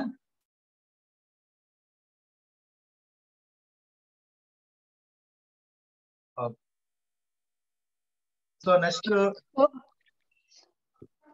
చెప్పండి, ఇంకెవరు ఉన్నారా? నెక్స్ట్ ఎఫ్ఎండ్ డెరివేటివ్స్ కి వెళ్దాం. Right sir. ఇట్లా ఒక 2 minutes బ్రేక్ తీసుకుంటారా? ఒక 5 minutes. సార్ ఈక్విటీ మార్కెట్ గురించి చెప్పండి బాబు. Don't exit. మీరు ఏదైనా కామెంట్ బాక్స్ లో రాయండి. Okay sir. ఒక 5 minutes అయిన తర్వాత మళ్ళీ విల్ డూ జస్ట్ రిఫ్రెష్. ఎవరు సైన్ అవుట్ అవ్వద్దండి, ఎవరు సైన్ అవుట్ అవ్వద్దు. జస్ట్ ఒక బయటకు వెళ్ళిపోవద్దు. ఏదైనా వాటర్ తీసుకోవాలన్నా కానీ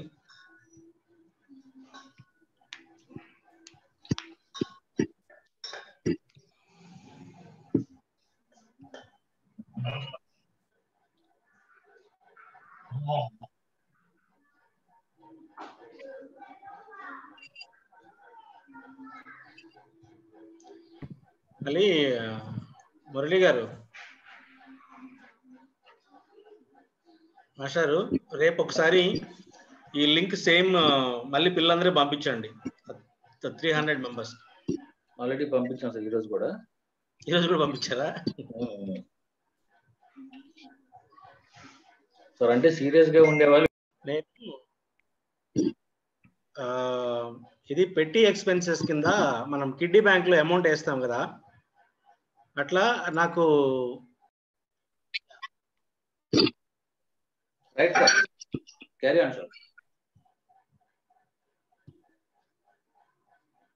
సో మన ఈక్విటీ మార్కెట్స్ తెలుసుకున్నాం, బాండ్ మార్కెట్ తెలుసుకున్నాం, commodity market, next derivative market.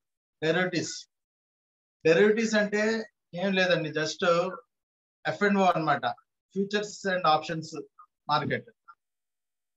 ఈ డెరివేటివ్ మార్కెట్ లోనే మనకి కమోడిటీస్ కూడా డెరివేటివ్ మార్కెటే, అలాగే ఈ F&O కూడా డెరివేటివ్ మార్కెటే. దీంట్లో ఏంటంటే ఈ డెరివేటివ్స్ లోని షేర్స్ మనం F&O లో ట్రేడ్ చేసుకోవచ్చు. అలాగే కరెన్సీ అంటే అన్ని కంట్రీ కరెన్సీస్ ట్రేడ్ అవుతాయి దీంట్లో.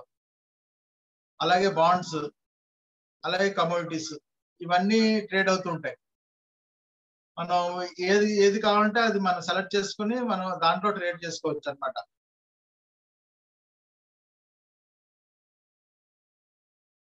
వీటిలోని మనకి ఏంటంటే ఈ ఎన్ఎస్సి, బిఎస్సి, ఎంసీఎక్స్ అనేది మూడు ఎక్స్చేంజ్లోని మొత్తం కవర్ చేస్తుంది. ఈ స్టాక్స్, కరెన్సీ, బాండ్స్, కమోడిటీస్ ఇవన్నీ వీటిలో కవర్ అయిపోతాయి. డెరివేటివ్స్ F&O అన్నమాట. డెరివేటివ్స్ అంటే ఏం లేదు, F&O ఫ్యూచర్స్ ట్రేడింగ్ అన్నమాట. చూడండి, దీనికి డెరివేటివ్స్ కి F&O కి డెరివేషన్ అన్నమాట. Derivatives are securities whose value is dependent on derived form underlying asset. For example, చూడండి, oil futures contract is a type of derivative whose value is based on the market price of oil. So ఈ future లో ఎంత ఉంటుంది అని guess చేసి మనం కొనడమే ఈ derivatives అన్నమాట. ఎక్స్పెక్ట్ చేసి మనం ట్రేడ్ చేస్తాం అన్నమాట. ఫ్యూచర్ లో ఎంత ఉండొచ్చు, ఇంట్రెస్ట్ రేట్లు అవి క్యాలిక్యులేట్ చేసుకుని ఆ రేటు అరైవ్ అవుతారు అన్నమాట.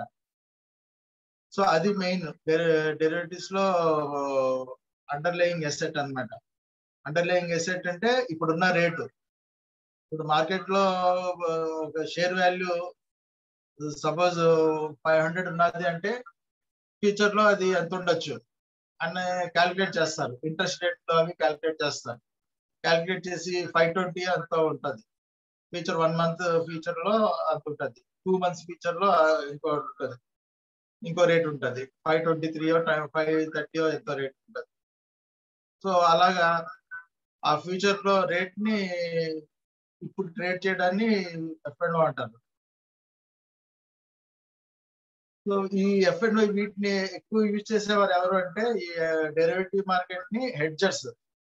హెడ్జర్స్ అంటే నేను ఎంత చెప్పాను కదా, ఇప్పుడున్న రేటు ఫ్యూచర్ లో ఉన్న రేటుకి హెడ్జింగ్ చేసుకోవడం అన్నమాట. ఇప్పుడు కొన్ని ఉన్న వాళ్ళు అమ్మేసుకోవడం అన్నమాట. 1 మంత్ తర్వాత 2 మంత్స్ తర్వాత అమ్మడాన్ని హెడ్జింగ్ అంటారు. ఒక మార్కెట్ నుంచి ఇంకో మార్కెట్ కి ఒక దాంట్లో కొనడం ఒక దాంట్లో అమ్మడం చేస్తే ఆ రెండింటికి హెడ్జింగ్ చేశారు అంటారు. అలాగే స్పెక్యులేటర్స్ కూడా ఎక్కువ ఎఫ్ఎన్ఓ చేస్తుంటారు. దీంట్లో ఏంటంటే ఎఫ్ఎన్ఓ లోని లాట్ సైజ్ అని ఉంటుంది. వాళ్ళు ఏంటంటే పర్ డే ఆ లాట్ సైజ్ తో కొనడం అమ్మడం చేస్తుంటారు. వాళ్ళకి ఎక్కువ అమౌంట్ వేరియేషన్ వస్తుంటది. ప్రాఫిట్ లాస్ రెండు వస్తుంటాయి. జాగ్రత్తగా చేస్తే ఈ స్పెక్యులేటర్స్ కూడా గెయిన్ అవుతూ ఉంటారు. డే ట్రేడింగ్ అంటారు. డే ట్రేడింగ్ చేసే వాళ్ళు మామూలుగా షేర్ మార్కెట్ లో స్టార్టింగ్ లోని ఈక్విటీస్ లో డే ట్రేడింగ్ చేసే వాళ్ళు కొన్ని రోజులు పోయిన తర్వాత డెరివేటివ్స్ స్టార్ట్ చేస్తారు. అంటే ఎఫ్ఎండ్ఓ లో ట్రేడింగ్ స్టార్ట్ చేస్తారు. వాళ్ళు స్పెక్యులేటర్స్. డే ట్రేడింగ్ చేసే వాళ్ళని స్పెక్యులేటర్స్ అంటారు. అలాగే ఆర్బిట్రేజర్స్ అంటే ఒక ఎక్స్చేంజ్ బిఎస్సి లో కొంటారు, ఎన్ఎస్సి లో అమ్మేస్తుంటారు. అక్కడ కొన్ని ఇక్కడ అమ్మేస్తుంటారు, ఇక్కడ అమ్మింది అక్కడ కొనేస్తారు. డైలీ చేసేస్తుంటారు. యాక్చువల్ గా అయితే ఒక ఎక్స్చేంజ్ లో కొన్నది సేమ్ ఎక్స్చేంజ్ లో అమ్మడానికి లేదు. సేమ్ డే ఒక 3 days తర్వాత డిమేట్ వచ్చిన తర్వాత అమ్ముకోవాలి. కానీ వీళ్ళు ఏం చేస్తారంటే ఆర్బిట్రేజర్స్ ఏం చేస్తారంటే అక్కడ ఇక్కడ కొనేస్తుంటారు, అక్కడ ఇక్కడ అమ్మేస్తుంటారు, బ్యాలెన్స్ చేసుకుంటుంటారు. అక్కడ ₹1 వేరియేషన్ ఉన్నదంటే ఇక్కడ ఆ రూపాయికి ఇక్కడ అమ్మేస్తుంటారు. వాళ్ళు ఆర్బిట్రేజర్స్. అండ్ మార్జిన్ ట్రేడర్స్ అంటే nothing but day traders. Margin పెట్టి ట్రేడ్ చేస్తుంటారు. వాళ్ళకి 1,00,000 షేర్లు ఇప్పుడు ఎఫ్ఎండ్ఓ లో ఏంటంటే ఒక లాటు 5 lakhs 6 lakhs ఉంటుంది ఒకటిని.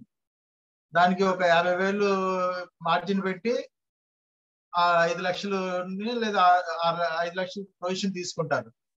50,000 తీసుకుని అమ్మేసిన తర్వాత ప్రాఫిట్ కి అమ్మితే ఆ 50,000కి ఆ ప్రాఫిట్ యాడ్ వచ్చేస్తుంది. సో మార్జిన్ ట్రేడర్స్ ఇదేం లేదు. ఎఫ్ఎండ్ఓ లో మార్జిన్ ట్రేడర్స్, స్పెక్యులేటర్స్ మెయిన్ ఏంటంటే వాళ్ళు హ్యూజ్ అమౌంట్స్ చేస్తారు. కొద్ది బాగా ఎక్స్పీరియన్స్ ఉన్న వాళ్ళు చేసుకుంటారు అనమాట. దీంట్లో వాళ్ళకి ఏంటంటే పర్ డే 15,000 20,000 ప్రాఫిట్ వస్తుంటది. లాస్ కూడా అలాగే వస్తుంటది. 15,000 20,000 జాగ్రత్తగా చేసుకోకపోతే మొత్తం అమౌంట్ లాస్ అవుతారు. ఇంకా జాగ్రత్తగా చేస్తే మంచి ప్రాఫిట్స్ కూడా వస్తాయి. పర్ డే 20,000 30,000 కూడా వస్తాయి ఫ్యూచర్స్ లో. సో ఫ్యూచర్స్ ఎక్కువ ఏంటంటే ఎంప్లాయీస్ ఏం చెప్తారంటే బాగా ఎక్స్పీరియన్స్ ఉన్న వాళ్ళే చేయండి అంటారు. ఆల్రెడీ ఒక 1 year ఎంతో స్టాక్స్ లో ట్రేడింగ్ చేస్తున్న వాళ్ళు నెమ్మదిగా దీంట్లో రావచ్చు. అంటే ఎక్కువ అమౌంట్ తో రావాలి. దీంట్లో మినిమం 50,000 60,000 ఉంటుంది మార్జిన్. ఒక లాట్ ఏ లాట్ కొనాలన్నా సరే 50,000 60,000 ఉంటుంది. 50,000 60,000 ఇన్వెస్ట్మెంట్ చేసి జాగ్రత్తగా ఏదైనా కొని అమ్మవచ్చు. అలాగే అమ్మి కూడా కొనొచ్చు. అమ్మిన తర్వాత ఈ దీంట్లో F&O లో ఏంటంటే ఒక కాంట్రాక్ట్ ఉన్నది అంటే 4 రోజుల వరకు ఉంటది. నెల రోజుల వరకు. దీంట్లో మామూలు ఈక్విటీ మార్కెట్ లో అయితే సాయంత్రం లోపు కవర్ చేసేయాలి. కానీ F&O లో అయితే 1 మంత్ టైం ఉంటది. పర్టికులర్ మంత్ ఇది తీస్తే ఇప్పుడు జరుగుతున్నది ఎగ్జాంపుల్ చెప్పుకోవాలంటే ఇప్పుడు జూన్ కాంట్రాక్ట్ ఉంటుంది. జూన్ కాంట్రాక్ట్ లాస్ట్ థర్స్డే ఆ మంత్ లో లాస్ట్ థర్స్డే క్లోజ్ అవుతుంది. ఏ కాంట్రాక్ట్ అయినా సరే every month last Thursday closing అవుతుంది అనమాట. అంతవరకు టైం ఉంటుంది. ఈ రోజు కొన్నామంటే మీరు ఈ రోజు ఎక్స్చేంజ్ లో స్టేట్ బ్యాంక్ షేరే కొన్నారు ఫ్యూచర్స్ లో, అది మీరు థర్స్డే వరకు హోల్డ్ చేసి ఉంచొచ్చు. లాస్ట్ థర్స్డే అంటే ఎప్పుడు వచ్చింది అది? దగ్గర మీకు లాస్ట్ థర్స్డే డేట్ చూడండి. జూన్ లాస్ట్ థర్స్డే అంటే 24th వచ్చింది. జూన్ 24th వరకు మీరు హోల్డ్ చేసి ఉంచొచ్చు. జూన్ 24th వరకు మీరు అమ్మకుండా ఉంచుకోవచ్చు. అది పెరుగుతుంది అని మీకు నమ్మకం కలిగితే మీరు మార్జిన్ కట్టేస్తారు. 50,000 60,000 ఎంతో ఉంటుంది. పర్టికులర్ లాట్ కి మార్జిన్ ఉంటుంది, డైలీ మీకు వస్తుంది. అది ఎక్స్పైరీ అనేది మనకి లాస్ట్ థర్స్డే వరకు టైం ఉంటుంది. ఆ మార్జిన్ ఎంతైతే కట్టారో మీరు ఆ మార్జిన్ కట్టి లాస్ట్ థర్స్డే 24th జూన్ వరకు ఉంచొచ్చు. 24th జూన్ ఉంచినప్పుడు ఏం చేయాలంటే ఈ మధ్యలో ఎప్పుడైనా తగ్గితే షేర్ వాల్యూ తగ్గినంత వరకు మార్జిన్ మళ్ళీ కట్టాలి, ఆ డిఫరెన్స్ అమౌంట్. సో ఇప్పుడు ఏమో దాని వాల్యూ 300 ఎంతో ఉన్నదనుకోండి, 300కి 50,000 డిసైడ్ చేస్తారు. అదే 270 ఎంత వచ్చింది అంటే ఆ 20 రూపీస్ మార్జిన్ కట్టాలి. అక్కడ తగ్గితే 270 అంటే 30 రూపీస్కి వచ్చింది అనుకోండి, 30 రూపీస్ డిఫరెన్స్, ఆ డిఫరెన్స్ మార్జిన్ కట్టుతూ ఉండాలి. సో ఆ 24th లోపల మీకు అది తగ్గడం జరిగితే దాని మార్జిన్ కడుతూ ఉంటారు. ఆ 50,000 మీరు ఏదైతే 50,000 మార్జిన్ కట్టారో 50,000కి యాడ్ చేసుకుంటూ వెళ్తుండాలి. ఒకవేళ తగ్గితే, ఒకవేళ పెరుగుతుంటే మీ మార్జిన్ వాల్యూ పెరిగిపోతుంటది, మీకు అమౌంట్ వచ్చి పడుతుంటది పెరుగుతుంటే. సో ఏ మూమెంట్ లో అయినా సరే మీరు అమ్మేసుకోవచ్చు. సపోజ్ 320 అయింది, 2 రోజులు హోల్డ్ చేశారు, అది 300 ఉన్నది 320 రూపాయలు అయింది. ఆ 20 రూపాయల ప్రాఫిట్ మీరు తీసేసుకోవచ్చు. 20 రూపాయల ప్రాఫిట్ అంటే అక్కడికి అమ్మేసి ఆ 2 రోజులు మీరు 24th వరకు ఆగనవసరం లేదు, 2 రోజులు అమ్మేసి మీరు తీసేసుకోవచ్చు. అంటే అక్కడ మీకు ఏంటి 5 లక్షల లాట్ మీకు వచ్చేసింది. 5 లక్షలది 5 లక్షల సపోజ్ 20 రూపాయలు అంటే మీకు ఒక 20,000 వచ్చింది అనుకోండి ప్రాఫిట్. మీరు 50,000 పెట్టుబడి పెట్టారు, అక్కడ 20,000 ప్రాఫిట్ వచ్చింది అంటే అమ్మేసుకోవచ్చు. అక్కడ ఏ టైంలో కొన్న తర్వాత ఏ టైంలో అయినా అమ్మేసుకోవచ్చు. 24 లాస్ట్ థర్స్డే వరకు మీకు టైం ఉంటుంది, అమ్మేసుకోవచ్చు అనమాట. అది ఆ ప్రాఫిట్ తీసుకోవచ్చు. చాలా మంది వాటిలో ఎక్కువ ఎక్స్పీరియన్స్ ఉన్న వాళ్ళు, కొద్ది రిస్క్ ఎక్కువ తీసుకునే వాళ్ళు, మనకి లాస్ వచ్చినా పర్లేదు, 50,000 మనకి లాస్ వచ్చినా పర్లేదు అనుకున్న వాళ్ళే దిగుతారు దీంట్లో చేద్దామని చెప్పి. సో వాళ్ళకి ఏంటంటే ఇప్పుడు కొన్నారంటే ఆ లాస్ట్ థర్స్డే వరకు టైం ఉంటుంది. అలాగే ఇంకా టైం కావాలనుకుంటే జూలై కాంట్రాక్ట్ కొనుక్కోవచ్చు. జూలై కాంట్రాక్ట్ కూడా జూలైలో లాస్ట్ థర్స్డే వరకు టైం ఉంటుంది. సో అది కూడా ట్రేడ్ అవుతుంటది. అది కావాలంటే అది కొనుక్కొని ఉంచుకోవచ్చు. అంటే 2 months టైం ఉంటుంది మీకు. ఆ 2 months లోని మీకు మార్కెట్ బాగా పెరిగి అదేమో పెరిగిందంటే మీకు ప్రాఫిట్ వస్తుంది, తగ్గితే మాత్రం లాస్. కానీ ఏదైనా న్యూస్ కరెక్ట్ గా మీకు తెలిసి ఉండి పలానా షేర్ పెరుగుతుంది, నెక్స్ట్ మంత్ అది రిజల్ట్స్ ఇస్తుంది, మంచి రిజల్ట్స్ ఇస్తుంది, ఈ క్వార్టర్ మంచి రిజల్ట్స్ ఇస్తుంది అని అనుకున్న షేర్ ఏదైనా ఉంటే అది ఫ్యూచర్ లో కొన్నారంటే మంచి ప్రాఫిట్స్ వస్తాయి. అంటే ఎక్కువ పెద్ద పెద్ద షార్ట్ పీరియడ్ లో ఎక్కువ అమౌంట్ ప్రాఫిట్ వస్తుంది అనమాట. సో అలాగే ఈ మార్జిన్ ట్రేడర్స్, స్పెక్యులేటర్స్ ఎక్కువ యూజ్ చేస్తారు దీంట్లో ట్రేడ్ చేయాలి. హెడ్జర్స్, ఆర్బిట్రేజర్స్ అనేది చాలా తక్కువ ప్రాఫిట్ తో వాళ్ళు బయటకు వచ్చేస్తుంటారు. లాస్ తక్కువ ఉంటది వాళ్ళకి, వాళ్ళు ఎక్కువ యూజ్ అమౌంట్ తో వాళ్ళు చేస్తారు.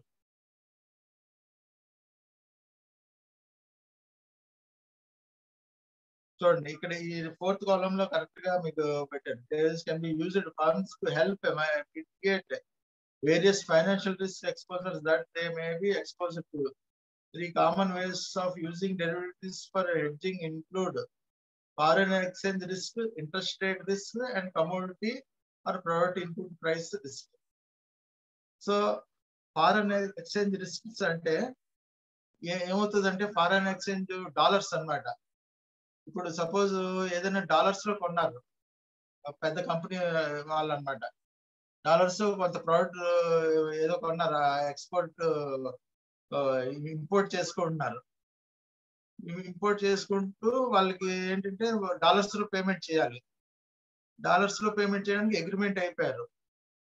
అగ్రిమెంట్ అయిపోయి ఆ డాలర్ పెరిగిపోతే వాళ్ళ కాస్ట్ పెరిగిపోద్ది. సో ఏం మ్యానుఫ్యాక్చరింగ్ ఏదో మిషనరీ ఉంది, మిషనరీ ఫారెన్ నుంచి రావాలి, డాలర్స్ లో కొన్నారు. అది $1,00,000 కొన్నారంటే అక్కడేమో ఒక 2 days 3 days లో డాలర్ ₹1 పెరిగినా సరే వాళ్ళకి ఆ $1,00,000కి ఇంకా ఎక్కువ అయిపోద్ది. ₹75 ₹76 అయింది అంటే దగ్గర వాళ్ళకి చాలా నష్టం వస్తుంది. ఇంకా ఎక్కువ డబ్బులు పెట్టి డాలర్స్ కొని వాళ్ళకి ఇవ్వాలి మన ఇండియన్స్ కి. మన ఇండియన్స్ ఎప్పుడు మన ఇండియన్ కరెన్సీలో ఉంటది, వాళ్ళకి ఇవ్వాలంటే డాలర్స్ లోనే ఇవ్వాలి. మన ఇండియన్ కరెన్సీని డాలర్స్ లో కన్వర్ట్ చేసి వాళ్ళకి ఇవ్వాలి. కాబట్టి డాలర్ రేటు పెరుగుతుంటే మాత్రం వీళ్ళు నష్టపోతుంటారు. దానికి ఏం చేస్తారంటే డాలర్ ని వీళ్ళు కొనేసి ఉంచుకుంటారు. మన కరెన్సీ మార్కెట్ లో డాలర్ ని కొనేసి ఆ మిషనరీ ఒక 2 months లో వస్తుంది అంటే 2 months అది హోల్డ్ చేస్తారు డాలర్ ని.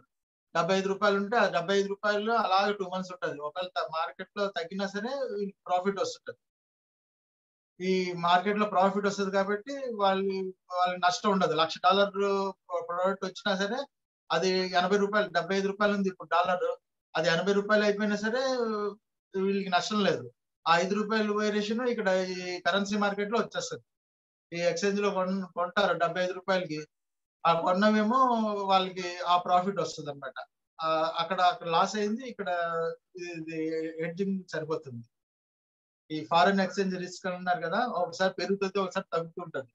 సో ఆ రిస్క్ ని అవాయిడ్ చేయడం కోసం ఇవి చేసుకుంటారు అనమాట. ఇక్కడ కొన్ని మార్కెట్ లో కొనేసి ఉంచుకుంటారు ఆ మిషనరీ వచ్చే వరకు. అలాగే ఇంట్రెస్ట్ రేట్లు కూడా ఒక దగ్గర ఇంట్రెస్ట్ రేట్ అంటే అమెరికాలోని ఫెడరల్ రేట్స్ ఇంట్రెస్ట్ రేట్లు పెంచుతారు. ఇంట్రెస్ట్ రేట్లు పెంచితే వేరియేషన్ వచ్చేస్తుంది మన మార్కెట్ లో. డాలర్ తగ్గిపోవడం కానీ పెరగడం కానీ, ఇంట్రెస్ట్ రేట్లు పెడితే డాలర్ పెరగడం జరగచ్చు. ఆ వేరియేషన్ కి వీళ్ళు ఏం చేస్తారంటే ఇక్కడ మార్కెట్ లో కొనేసి ఉంచుకుంటారు, లేదా అంటే డాలర్ అమ్మేసి ఉంచవచ్చు. వాళ్ళు హ్యూజ్ అమౌంట్స్ లో చేస్తారు. అది కూడా ఉంటది. ఒకసారి ఇంట్రెస్ట్ రేట్ పెంచుతారు, ఒకసారి తగ్గిస్తుంటారు. 3 months ఒకసారి చేస్తుంటారు. మన ఇండియాలో చేసినట్టు అక్కడ చేస్తుంటారు. ఆ రేట్లకి ఆ రిస్క్ ని తట్టుకోవడానికి వీళ్ళు ఇక్కడ కొనేసి ఉంచుతారు అనమాట. కొనడం కానీ అమ్మడం కానీ కరెన్సీ చేసుకోవచ్చు. వాళ్ళు చేసేది చాలా ఎక్కువ వాల్యూమ్స్ ఉంటాయి అనమాట. 1000 లాట్స్, 5000 లాట్స్ అలా చేస్తుంటారు. సో పెద్ద పెద్ద బిజినెస్ వాళ్ళకి ఇది ఉపయోగపడుతుంది అన్నమాట. అలాగే కమోడిటీస్ మనం చెప్పుకున్నాం. గోల్డ్ రేట్లు ఏమైనా తగ్గుతూ ఉన్నాయంటే మనం ఇమీడియట్ గా హెడ్జింగ్ లో మార్కెట్ లో అమ్మేసుకోవచ్చు. మార్కెట్ లో అమ్మేసుకుని ఉంచుకొని తగ్గడం అంతా అయిపోయిన తర్వాత మళ్ళీ కొనేసుకోవచ్చు.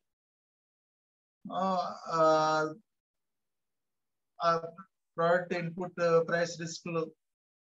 సో అంటే ఏదైనా ప్రోడక్ట్ కమోడిటీలోని కానీ ఏదైనా ప్రోడక్ట్ కొన్నది ఆ రేట్ తగ్గిపోవడం పెరగడం జరిగినప్పుడు కంపెనీస్ కి బాగా నష్టం వచ్చేస్తుంది. ఇవి డాలర్స్ లోని కరెన్సీ అమౌంట్స్ లోని వాళ్ళు పేమెంట్ చేయవలసి వచ్చినప్పుడు, సో వాటన్నిటికీ వీటిని యూజ్ చేసుకోవచ్చు అనమాట. ఈ ఎక్స్చేంజ్ యూజ్ చేసుకొని డాలర్స్ ఎన్ని కావాలంటే అన్ని కొనేయచ్చు. అంటే ఇక్కడ ఒకటి అడ్వాంటేజ్ ఏంటంటే, ఎక్కువ $1,00,000 కొనాలంటే మనం $1,00,000 డబ్బులు పెట్టనవసరం లేదు. మన జస్ట్ $1,00,000 కి చాలా నామినల్ ఉంటది అనమాట. 5% ఎంతో ఉంటుంది. 5% అమౌంట్ పెడితే $1,00,000 వచ్చేస్తాయి. అంటే 5% అంటే $1,00,000 కి దగ్గర $500 ఎంతో పెట్టాలి. అలాగా 5% మార్జిన్ పెడితే చాలు, మనకేమో లాట్ వచ్చేస్తుంది అనమాట. తక్కువ అమౌంట్ తో ఎక్కువ అమౌంట్ మనం సేవ్ చేసుకోవచ్చు. అందుకోసం ఎక్కువ ఈ డెరివేటివ్స్ యూజ్ చేస్తుంటారు మార్కెట్ లో. లాట్స్ ఉంటాయి, వాటికి ఒక్కొక్క కంపెనీకి ఒక లాట్ ఉంటుంది, ఒక్కొక్క కరెన్సీకి ఒక లాట్ ఉంటుంది. అంటే 1000 షేర్లో $1000 లేదా ఒక లాట్ అంటే బల్క్ గా ఉంటది అనమాట. ఒక షేర్ ఉన్నది, స్టేట్ బ్యాంక్ షేర్ ఉన్నది అంటే ఒక 500 షేర్లో ఎంత మినిమం 500 షేర్లే కొనాలి. ఆ లాట్ అనేది లాట్ లోనే కొనాలి. షేర్స్ ఉన్నాయంటే లాట్ సైజ్ లో ఉంటాయి. షేర్స్ అనే కాదు, కరెన్సీలో కూడా లాట్ సైజ్ ఉంటుంది, కమోడిటీలో కూడా లాట్ సైజ్ ఉంటుంది. కమోడిటీస్ లో కూడా ఒక కేజీ షేర్లు 20 గ్రామ్స్ షేర్స్ ఆ రేంజ్ లో ఉంటాయి. కేజీస్ లో ఉంటాయి, సిల్వర్ గోల్డ్ అవి. ఇవి ఉన్నాయంటే షేర్స్ ఉన్నాయంటే హండ్రెడ్స్ లో ఉంటాయి. స్టేట్ బ్యాంక్ అంటే మినిమం 500 600 ఉంటాయి. అలా హెచ్డిఎఫ్సి బ్యాంక్ ఉన్నదంటే అది కూడా 200 ఎన్నో ఉంటాయి, 200 400 ఉంటాయి ఒక ప్లాట్. మీకు ఎఫ్ఎన్ఓ వెళ్ళినప్పుడు మీకు ఇంకా క్లియర్ గా ఎక్స్ప్లెయిన్ చేస్తాను. ఫీచర్స్ అండ్ ఆప్షన్స్ అని ఉంటుంది. అది ఒక డే ఉంటుంది మీకు, ఆ డే క్లాస్ లో మీకు ఎక్స్ప్లెయిన్ చేస్తాను. దీంట్లో మాత్రం ఈ డెరివేటివ్స్ లో లాట్ ఉంటది. ఆ లాట్ సైజ్ ఏమో ఇప్పుడు 1000 షేర్స్ ఉంటాయి. కొన్ని షేర్స్ 1000 మినిమం 1000 కొనాలి. మినిమం 1000 కి మార్జిన్ ఉంటుంది అనమాట. 5% 10% లోపు ఉంటుంది. 5% నుంచి 7% అలా ఉంటుంది మార్జిన్. సో అది 6 lakhs 7 lakhs అమౌంట్ మనం 5% కడితే మనకి ఆ లాట్ ఇచ్చేస్తారు. సో వాళ్ళు ఫిక్స్ చేస్తారు. లాట్ సైజ్ కూడా మన సెబీ ఫిక్స్ చేస్తుంటది. రేటు బాగా పెరిగిపోతుంటే లాట్ సైజ్ మారుస్తుంటారు. 6 months లో ట్రేడింగ్ చూసి అవి చెప్తుంటారు. సో ఇవి మెయిన్ ఎఫ్ఎండ్ఓ లో డెరివేటివ్స్ వస్తుంది. మనకి స్టాక్ మార్కెట్ ప్రొడక్ట్స్ ఇవన్నీ క్యాపిటల్ మార్కెట్ ప్రొడక్ట్స్, వీటిలో ఈ 4 మెయిన్ ఇంపార్టెంట్. వీటితోనే మనకి ఇదవుతుంటది. Commodities, bond market, equity market, ఈ 4 ఎక్కువ జనాలు ట్రేడ్ చేస్తుంటారు. మనకి ఏంటంటే ఈక్విటీ మార్కెట్ ఒకటి ఫస్ట్ ఆఫ్ ఆల్ బాగా నేర్చుకున్న తర్వాత ఈ ఎఫ్ఎండ్ఓ మార్కెట్, ఈ కమోడిటీ మార్కెట్ వెళ్తే మంచిది అనమాట. ఈ ఎఫ్ఎండ్ఓ మార్కెట్, కమోడిటీ మార్కెట్స్ బాగా ఎక్స్పీరియన్స్ ఉన్న వాళ్ళు చేస్తారు. అంటే వాళ్ళకి ఏంటంటే అమౌంట్ యూజ్ ప్రాఫిట్స్ వస్తాయి, యూజ్ లాస్లు వస్తుంటాయి. ఎక్కువ రిస్క్ ఉంటుంది కాబట్టి మన ఇప్పుడు బేసిక్ నేర్చుకుంటున్న వాళ్ళు వీటి జోలికి వెళ్ళకపోవడం మంచిది అనమాట. ఎఫ్ఎండ్ఓ కమోడిటీ మార్కెట్ కి బాగా తెలిస్తేనే కానీ వెళ్ళడం మంచిది, అంత అడ్వైజబుల్ కాదు. ఈ ఈక్విటీ బాండ్ మార్కెట్ సేఫ్ అనమాట. వీటిలో స్టార్ట్ చేసే వాళ్ళు షేర్ మార్కెట్ తో స్టార్ట్ చేసి బాండ్ మార్కెట్స్, ఈక్విటీ మార్కెట్స్ రెండు బ్యాలెన్స్ చేసుకుని ఉండొచ్చు. సో ఏంటంటే ఇవి మనం తెలుసుకోవాల్సింది అనమాట. ఫైనాన్షియల్ మార్కెట్ ప్రొడక్ట్స్ ఈ 4 గురించి తెలుసుకోవాలి.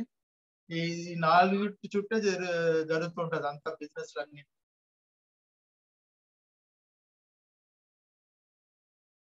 సో ఇది మెయిన్ ఫైనాన్షియల్ మార్కెట్ ప్రొడక్ట్స్. ఇది దీని గురించి ఈ 4 గురించి ఏమైనా ఉంటే క్వశ్చన్స్ అడగండి, చెప్తాను. సార్ స్లైడ్లు అంట ఒకసారి ఫస్ట్ నుంచి ఒక్కో స్లైడ్ ఒకసారి పెట్టండి సార్. అంటే వాళ్ళు స్క్రీన్ షాట్ తీసుకుంటా ఉంటున్నారు, ఒక్కో స్లైడ్ ఒకసారి. Okay.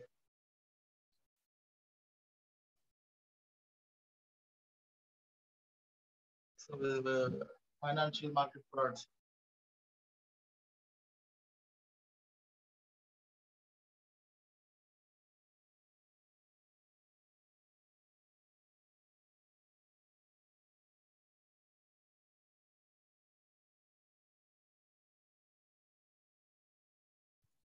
Right, sir. Next one.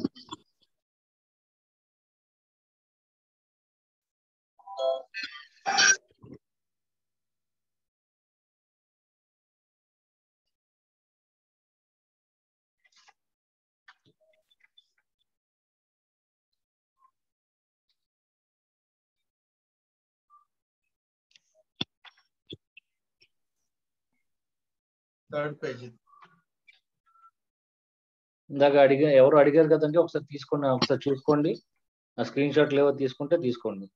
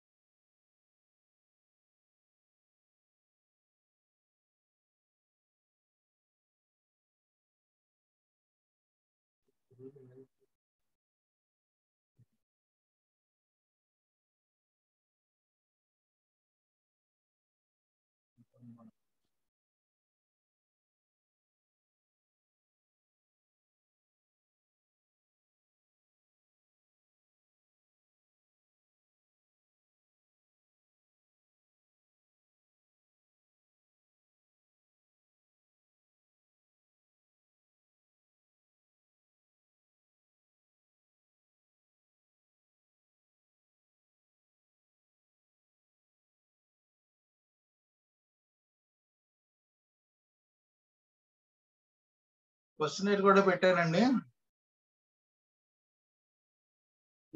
5 questions కి పెట్టండి.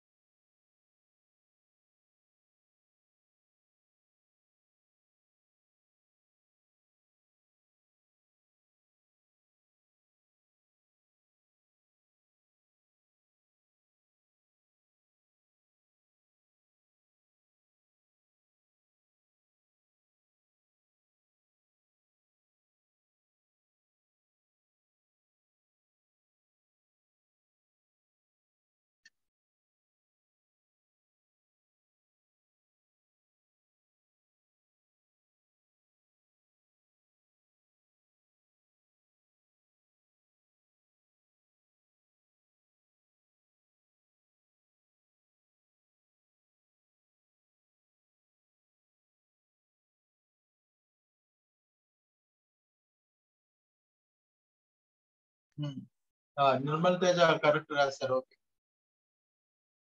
బాగానే ఉంది. డౌట్స్ అడగండి.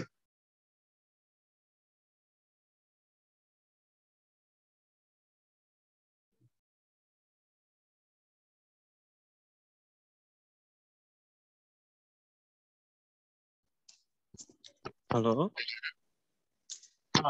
అడగండి. ఈక్విటీ మార్కెట్ లో మీరు ఓన్లీ పబ్లిక్ కంపెనీస్ కే మనం ఇన్వెస్ట్ చేయొచ్చు అనేది మెన్షన్ చేశారు కదా సార్. ఈక్విటీ మార్కెట్ లో ఓన్లీ పబ్లిక్ కంపెనీస్ కే మనం ఇన్వెస్ట్ చేయొచ్చు అన్నట్టు మెన్షన్ చేశారు కదా సార్.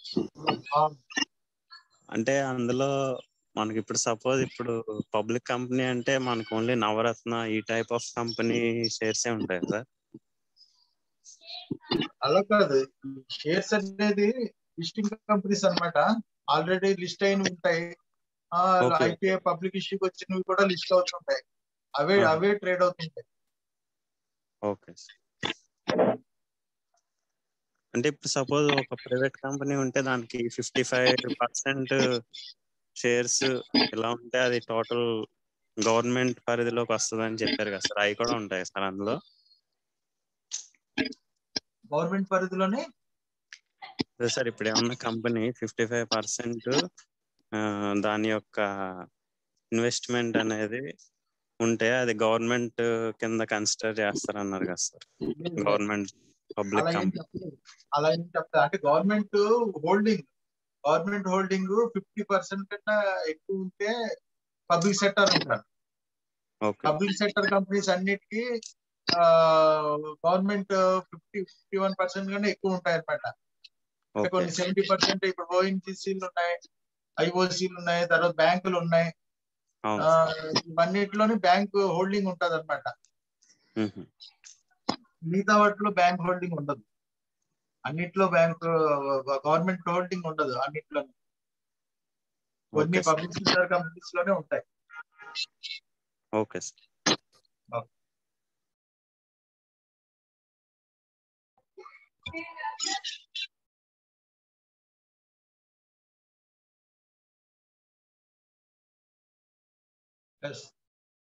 కావ్య బర్త్డే వేరు బాగా రాశారు. బాగానే ఉంది రెస్పాన్స్ మీది. బాగానే ఫాలో అవుతున్నారు చెప్తున్నది. గుడ్. హలో సార్, ఇందాక చెప్పారు కదా సార్, అమెరికన్ అయితే డాలర్స్ లో మనం అదే డాలర్స్ అనే కన్వర్ట్ చేసుకుంటాం మన షేర్స్ కొనేటప్పుడు అని. అవును సార్, మరి అదే మిగిలిన కంట్రీస్ ఉంటాయి కదా sir. Suppose Saudi Arabia countries లో అయితే పెద్ద పెద్ద ఆయిల్ రిఫైనరీ కంపెనీస్ గట్రా ఉంటాయి కదా సార్. మరి కరెన్సీ వేరు కదా సార్. అక్కడైతే ఎలా చేస్తాం సార్? అంటే మన ఇండియన్ కరెన్సీని ఎలాగంటే ఎలా ట్రాన్స్ఫర్ చేస్తారు సార్? ఎలా కన్వర్ట్ చేస్తారు? ఆ కరెన్సీని కూడా అవుతుంటాయి. ఇప్పుడు జపాన్ కరెన్సీ ఉంది, ఎన్ ఉంటుంది. అలాగే మొత్తం కరెన్సీలు ఉన్నాయి. అన్ని కంట్రీస్ కరెన్సీలు అవుతూ ఉంటాయి. మన ఏ కరెన్సీ కావాలంటే అది కొనొచ్చు, అమ్మచ్చు. సార్, అప్పుడు మనకేం ట్యాక్స్లు ట్యాక్స్లు వేస్తారా సార్? మనం అంటే వేరే కంట్రీస్ అంటే కరెన్సీ అంటే మన ఫిజికల్ ఫామ్ కాదు. ఫిజికల్ గా మనకి ఏమి ఇవ్వరు చేతికి. డెరివేటివ్ ఫ్యూచర్స్ లో ఎప్పుడు కూడా ఫిజికల్ ఫామ్ ఉండదు. డెరివేటివ్స్ లోని ఫిజికల్ ఫామ్ ఉండదు. Only settlement. Last Thursday settlement అని చెప్పాను కదా, అలాగే ఆ రోజు సెటిల్మెంట్ అయిపోతుంది. సార్, ఇప్పుడు మనకి షేర్స్ అనేవి అవి అదర్ కంట్రీ షేర్స్ అనేవి మనకి లాభాల్లో వచ్చేటప్పుడు మనం విత్డ్రా చేసుకుంటాం కదా సార్. అదర్ కంట్రీ షేర్స్ అనేవి లాభాల్లో ఉండేటప్పుడు మనం విత్డ్రా చేసుకుంటాం కదా సార్, అదే ప్రాఫిట్స్ ఉండేటప్పుడు. అప్పుడు మనకి మన ఇండియా కరెన్సీగా మార్చుకోవాలంటే అప్పుడు మనకి ఏమైనా ట్యాక్స్ వేస్తాడా సార్? వేరు ట్యాక్స్ ఉండదు. వాళ్ళు ట్రేడింగ్ ట్యాక్స్ అవి జస్ట్ నామినల్ చార్జెస్ ఉంటాయి, కమిషన్లు అవిని అంతే. గవర్నమెంట్ ట్యాక్స్ అలాంటివి ఉండవు. Okay sir, thank you sir. Good evening sir. Hello sir, good evening. అడగండి సార్ అదే మార్జిన్ లోన అమౌంట్ యాడ్ చేసుకోవాలన్నారు కదా తగ్గేటప్పుడు. తగ్గేటప్పుడు మార్జిన్ లో యాడ్ చేస్తుంటారు. అది యాడ్ చేయకపోతే మన రిమైనింగ్ బ్యాలెన్స్ అమౌంట్ రాదా సార్? మీరు యాడ్ చేయలేదనుకోండి, యాడ్ చేయకపోతే వాళ్ళు సెల్ చేస్తారు, అమ్మేస్తారు. ఓకే. నెక్స్ట్ డే మీరు తగ్గిన రోజు వెళ్ళి పేమెంట్ చేసేయాలి. పేమెంట్ చేయకపోతే ఎక్స్చేంజ్ వాళ్ళు అమ్మేస్తారు అది. సో జీరో చేసి ఆ బ్యాలెన్స్ మీకు ఇచ్చేస్తారు. Okay sir. అంటే 10,000 20,000 లాస్ మీరు వెంటనే కట్టకపోతే 50,000లోనే అడ్జస్ట్ చేసి 30,000 మీకు ఇచ్చేస్తారు. Okay sir. Thank you.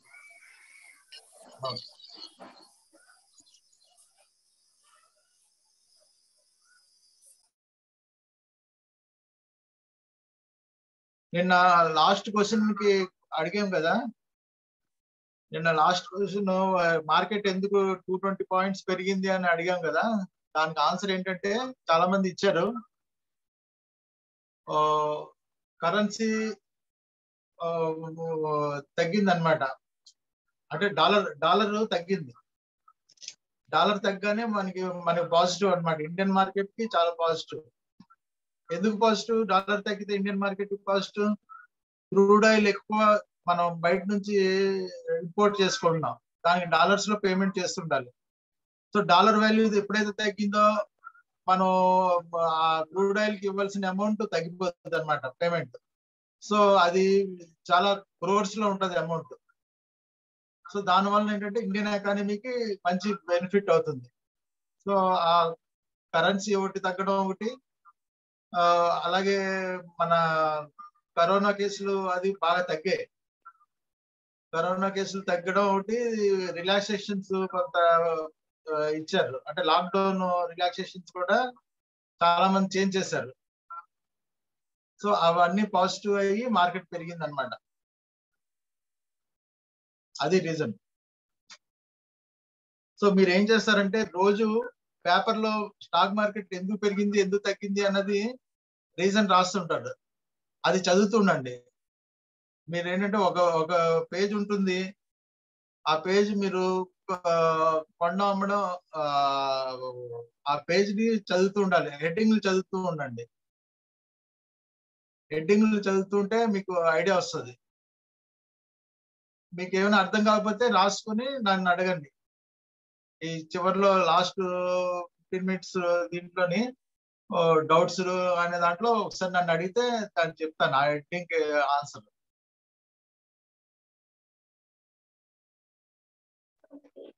Sir good evening sir. Good evening sir. ఇప్పుడు ఇందాక మీరు చెప్పినట్టు డిఫరెంట్ స్టాక్ ఎక్స్చేంజ్ లో మనము ఒక షేర్ అనేది కొనేసి అమ్మలేము. 2 days వెయిట్ చేసిన తర్వాత సపోజ్ మనం ఇప్పుడు BSE లో కొంటే 2 days తర్వాత NSE లో సెల్ చేయొచ్చు అన్నారు కదా. అవునవును. బట్ ఆర్బిట్రేజర్స్ అన్న వాళ్ళు ఈ రోజే ఒక స్టాక్ ఎక్స్చేంజ్ లో బై చేసి ఇంకొక స్టాక్ ఎక్స్చేంజ్ సెల్ చేస్తా అన్నారు కదా. మరి వాళ్ళకి అడ్వాంటేజ్ ఎలా ఉంది, మనకి లేనిది? అంటే ఈ F&O ఇవి టైం ఎక్కువ ఉంటుందండి. F&O ఈ డెరివేటివ్స్ ఉన్నాయి కదా, ఫ్యూచర్స్ మార్కెట్ లోని వాళ్ళకి ఏంటంటే సెటిల్మెంట్ అయ్యే రోజులు ఎక్కువ ఉంటాయి. అంటే లాస్ట్ థర్స్డే సెటిల్మెంట్ అవుతుంది. సో వాళ్ళు ఏం చేస్తారంటే ఆ వేరియేషన్ అక్కడ కొంటారు, ఇక్కడ అమ్మేస్తారు. అమ్మేసి రెండు ఈక్వల్ ఎప్పుడైతే ఈ 1 month లోపల ఏదో ఒక రోజు ఈక్వల్ అవుతాయి అనమాట. ఈక్వల్ అయినప్పుడు రివర్స్ చేస్తారు. సో ఎక్కడ క్వాంటిటీ అక్కడే అయిపోతుంది అనమాట. అక్కడ నుంచి తీసి 3 days నుంచి చేయడం అలాంటివి ఏమి ఉండదు. ఫ్యూచర్స్ లో అసలు ఫిజికల్ షేర్స్ ఏమి రావు. కంపల్సరీగా లాస్ట్ థర్స్డే కవర్ చేసేవలసిందే.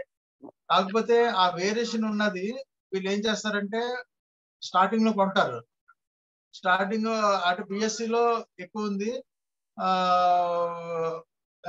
BSE లో తక్కువ ఉంది ఆ share value. State bank share value అక్కడ తక్కువ ఉంది, ఒక ₹5 తక్కువలో ఉంది. ఇక్కడేమో ₹5 ఎక్కువలో ఉంది NSE లో.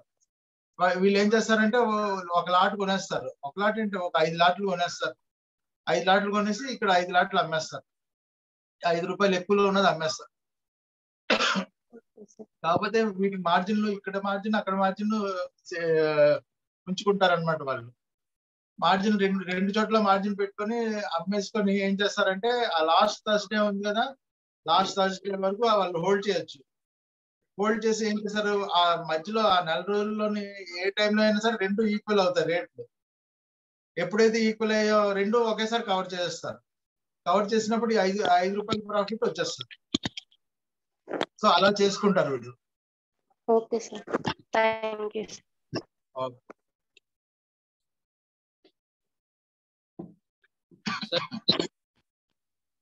చెప్పండి సార్. ఇప్పుడు ఈక్విటీ మార్కెట్లో సార్ చెప్పండి. ఈక్విటీ మార్కెట్ అదాని వాళ్ళ షేర్ ప్రైస్ వచ్చేసి 16 రూపాయలు ఉంది. అదాని షేర్ ప్రైస్ వచ్చేసి 1633 రూపాయలు ఉంది సార్. అదే 1 ఇయర్ బ్యాక్ మాత్రమే ఉంది. ఇప్పుడు మనము ఆ టైంలో 1 ఇయర్ బ్యాక్ ఒక 100 షేర్లు కానీ 1000 షేర్లు కానీ హోల్డింగ్ చేసుకున్నాం అనుకోండి. ఓకే. అదే ఇవాళ అమ్ముకున్నాం అనుకోండి అవి.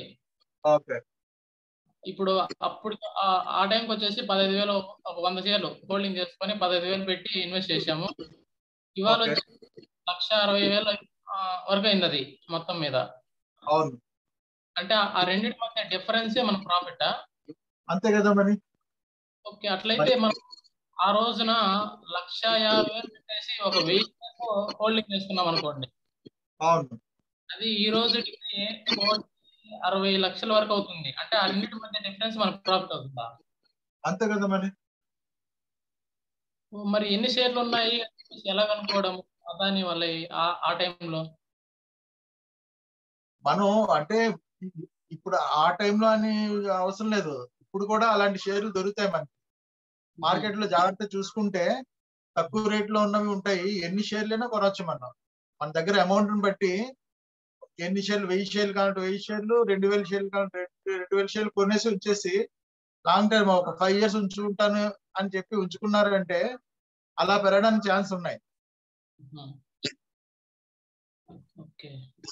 అదాని వల్ల ఎన్ని షేర్లు ఉన్నాయి ఎలా తెలుస్తుంది సార్ మనకు? ఇప్పుడు అదానివే అని కాదు, ఇప్పుడు అదానివి ఈ ఇయర్ పెరుగున్నాయి, నెక్స్ట్ ఇయర్ తగ్గిపోవచ్చు. అదాని ఏదో స్కామ్ లో ఇరుక్కొని ఉంటే అవన్నీ ఒక్కసారి పడిపోతాయి. సో అలా అని కాకుండా మామూలుగా ఫండమెంటల్స్ చూసి మనం కొనుక్కోవాలి. ఏ షేర్ అయినా సరే ఫండమెంటల్ చూసుకొని ఆ ప్రాఫిట్స్ కరెక్ట్ గా ఇస్తున్నాడు, వాడి సేల్స్ బాగా పెరిగాయి, ప్రాఫిట్స్ బాగా వచ్చాయి అనుకుంటేనే మనం కొనాలి. ఏదో అదాని కంపెనీ బాగుంది కదా అని చెప్పి కొంటాం మనం. కొన్ని ఒక 2 years తర్వాత మోడీ కాకుండా వేరే వాళ్ళు వచ్చారనుకోండి దీంట్లోకి, ఆ మోడీ దీంతో ఎక్కువ పెరుగున్నది, ఆ గుజరాత్ కంపెనీ అక్కడ నుంచి తగ్గడం మొదలవుతాయి. తగ్గితే మరి రీజన్ ఉండాలి కదా మనకి. అలా తగ్గిపోతే అలాంటివి కాకుండా అదాని కంపెనీలో కూడా మంచి సేల్స్ ఉన్నవి, తక్కువ రేట్ లో ఉన్నవి ఏదైనా ఉంటే కొనుక్కోవచ్చు. రియల్ వాల్యూ ఉన్నవి. అలా కాకుండా ప్రాఫిట్ తక్కువ ఉండి రేట్ ఎక్కువ ఉన్నవి తీసుకోకూడదు. Okay sir.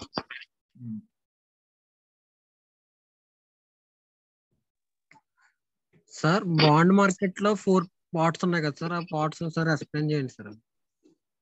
ఏది బాండ్ మార్కెట్ లోనా? అవును సార్, 4 పార్ట్స్ ఉన్నాయి కదా, ఒకసారి చెప్పండి.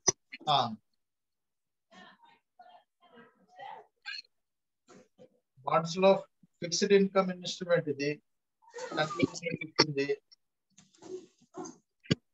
బాండ్ మార్కెట్ ఏం లేదు, అది సింపుల్ ఏంటంటే మనం అప్పుకి ఇస్తున్నాం అనమాట. మనం కొంటున్నాం అంటే మనం డబ్బులు పెట్టి గవర్నమెంట్ కి అప్పు ఇస్తున్నాం, లేదంటే సెంట్రల్ గవర్నమెంట్ కో లేదా స్టేట్ గవర్నమెంట్ కో లేదా మున్సిపాలిటీ వాళ్ళు బాండ్స్ ఇష్యూ చేస్తారు అనమాట. ఇష్యూ చేసి మనం కొనుక్కున్నాం అంటే వాళ్ళకి అప్పు ఇచ్చినట్టు, వాళ్ళు అప్పు తీసుకున్న వాళ్ళు ఇంట్రెస్ట్ కడుతుంటారు. సో ఆ ఇంట్రెస్ట్ మనకి వస్తూ ఉంటది అనమాట. దీంట్లో ఏంటంటే మనకి ప్రిన్సిపల్ ఏమో అసలు అమౌంట్ ఏమి కాకుండా ఉంటది, జాగ్రత్తగా ఉంటది. ఎంత మార్కెట్ అప్ అండ్ డౌన్స్ అయినా సరే అది ఇది అవుతుంది అనమాట. సో అది ఏం డౌట్స్ ఉన్నాయి దీంట్లో? ఇంకా ఈక్విటీ మార్కెట్ కూడా చెప్పండి సార్. ఈక్విటీ మార్కెట్ ఏముంది? ఈక్విటీ మార్కెట్ సింపుల్ అన్నమాట. రెండు primary market, secondary market. Primary market గురించి, సెకండరీ మార్కెట్ గురించి ఒక 1 డే మనం ఫుల్ గా మాట్లాడుతున్నాం. పబ్లిక్ ఇష్యూకి, కంపెనీ పబ్లిక్ ఇష్యూకి వస్తుంది, ఐపీఓకి వస్తుంది ఫస్ట్ టైం. అది అలాట్ అయిన వాళ్ళు సెకండరీ మార్కెట్ లో అమ్ముకోవడానికి వస్తారు. ఆ సెకండరీ మార్కెట్ అన్నదే మన స్టాక్ ఎక్స్చేంజ్ లో ఉంటాయి. అక్కడికి వెళ్ళి కొనడం అమ్మడం చేసుకోవచ్చు. Equity market. Okay sir, thank you.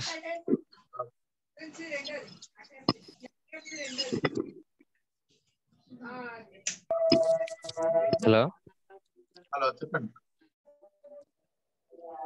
Sir. Equity market లో మనం కొని డిమాట్ అకౌంట్ లోకి వచ్చిన షేర్స్ మన ఎన్ఎస్సీ లో అమ్ముకోవచ్చా? ఈక్విటీ మార్కెట్ లో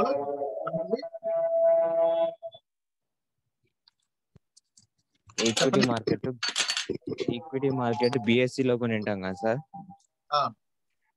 తర్వాత మనం అవి డిమాట్ అకౌంట్ లోకి వచ్చిన తర్వాత ఎన్ఎస్సీ లో అమ్మేయచ్చా? అమ్మొచ్చా సార్ అట్లా? అమ్మచ్చు. డిమాట్ కి వచ్చిన తర్వాత ఈక్విటీ మార్కెట్ లో షేర్లు బిఎస్సి లో కొన్నవి 3 days తర్వాత డిమాట్ కి వస్తాయి. డిమాట్ వచ్చినవి అప్పుడు మన ఏ ఎక్స్చేంజ్ లో అయినా అమ్మచ్చు. ఈక్విటీ ఎన్ఎస్సీ లో అమ్మచ్చు, బిఎస్సి లో అమ్మచ్చు. Okay okay. వాల్యూ ఏది ఎక్కువ ఉంటే దాంట్లో అమ్ముకోవచ్చు మనం. వాల్యూ ఎక్కడ బాగుంటే అక్కడ అమ్మచ్చు, ఎక్కడ బాగుంటే అక్కడ కొనచ్చు. Okay okay.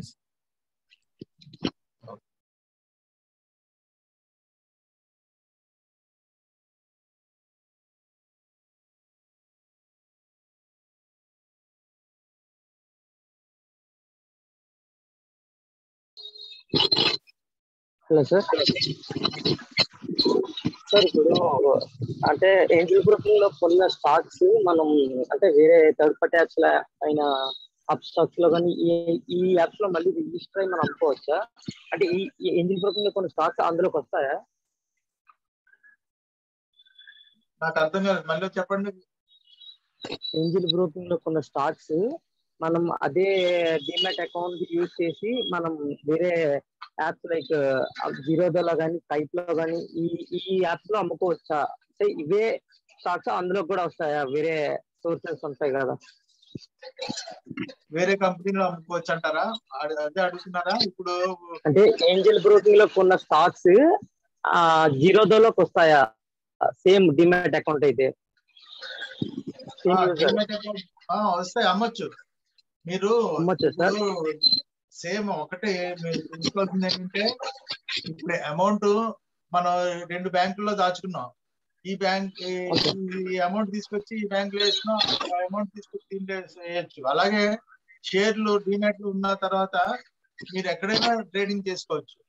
ఏ కంపెనీ ద్వారా అయినా వెళ్ళి చేసుకోవచ్చు మీ డిమాట్ చెప్పేస్తే. Okay sir. ఈరోజు ఒక 10 షేర్స్ కొన్నాను సార్ నేను. అదే షేర్స్ నాకు ఇప్పుడు అప్స్టాక్స్ అకౌంట్ లేదు. అప్స్టాక్స్ లో నేను క్రియేట్ చేసుకుంటే సేమ్ నా ఇప్పుడు ఏంజల్ బ్రోకింగ్ లో ఏవైతే డీటెయిల్స్ ఇచ్చినా అవే ఆధార్ కార్డ్తో అవే దాంతో మామూలుగా అప్స్టాక్స్ అకౌంట్ క్రియేట్ చేసుకుంటే ఈ స్టాక్స్ అందులోకి వస్తాయా? మీరు స్టాక్స్ డిమాట్ ఎక్కడున్నదో అక్కడ నుంచి మీరు ఇన్స్ట్రక్షన్ ఇవ్వాలి. ఓకే. ఆ ఇన్స్ట్రక్షన్ మీరు ఏ కంపెనీకి ఇచ్చి ఉంటే ఆ కంపెనీకి వెళ్తుంటాయి. అక్కడ ఇన్స్ట్రక్షన్ మార్చి వేరే కంపెనీకి ఇస్తే ఆ కంపెనీకి వెళ్తాయి. ఆ ఇన్స్ట్రక్షన్ మార్చినంత వరకు ఆ కంపెనీకే వెళ్తుంటాయి. ఓకే సార్, అర్థమైంది. Thank you sir.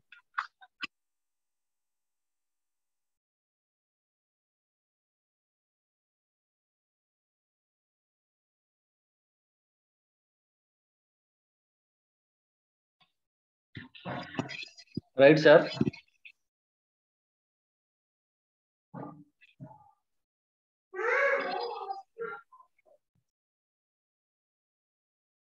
ఓకే, ఇంకా అడగండి. ఎవరు ఏమైనా హ్యాండ్ రైజ్ చేయలేదు సార్. ఎవరు హ్యాండ్ రైట్ చేయలేదా? ఈరోజు క్లారిటీగా ఉన్నట్టున్నారు. ఓకే, అందరికి అర్థమై ఉంటుంది బహుశా, అందువల్ల హ్యాండ్ రైట్ చేయలేదు. సార్ 5th క్వశ్చన్ ఆన్సర్ అని అడుగుతున్నారు సార్. 5th క్వశ్చన్ ఆన్సర్ అంట. 5th question ఆన్సరా? ఎప్పుడు ఈ రోజుదా? ఓకే.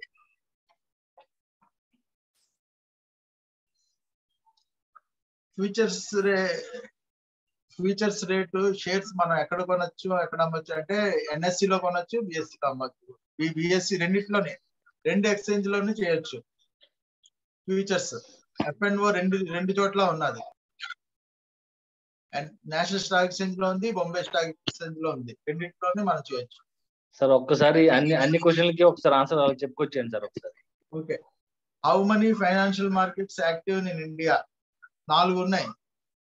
స్టార్టింగ్ లో ఇచ్చారు 4 ఎక్స్చేంజ్లు, NSE, BSE, NCX, NCDX. ఈ 4 యాక్టివ్ గా ఉన్నాయన్నమాట. విచ్ ప్రోడక్ట్ లో risk product in financial market? అది మనం బాండ్ మార్కెట్ అనేది లో రిస్క్ ప్రోడక్ట్ అన్నమాట. అలాగే which product high risk product in financial market? మనకి F&O అండ్ కమోడిటీ రెండు కూడా high risk products. So gold and silver future trading available exchange MCX, NCDX రెండిట్లో ఉన్నాయి.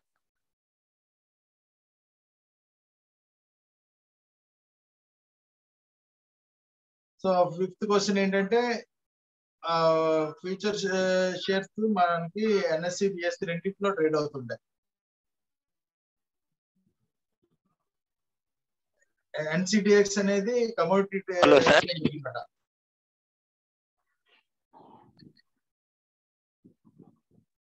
ఓకేనా? సో అన్ని క్వశ్చన్ కి answer చెప్పేసాం.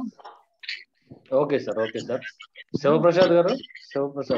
Sir good evening. Hello sir.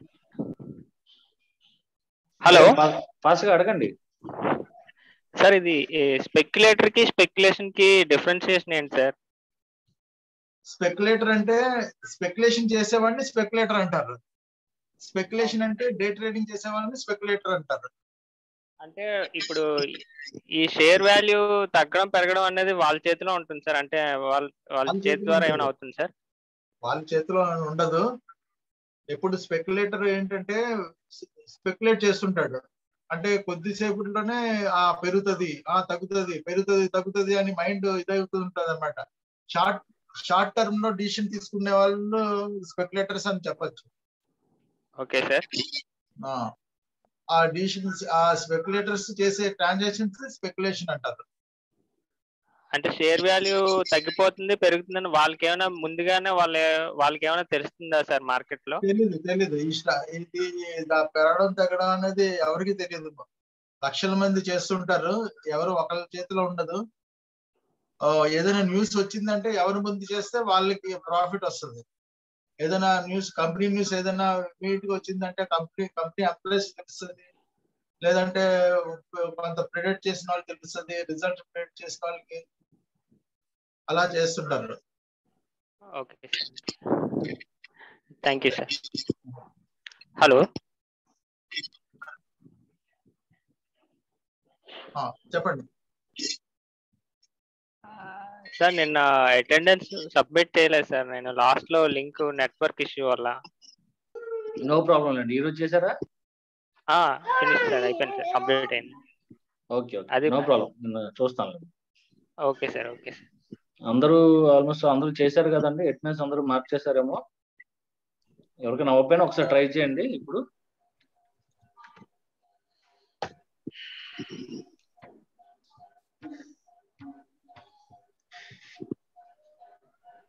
Okay, we'll wind up session. Hello sir. త్వరగా అడగండి ధనంజయ్ గారు. సార్, అంటే మరి స్వింగ్ ట్రేడింగ్ గురించి. Hello sir. ఏదండి?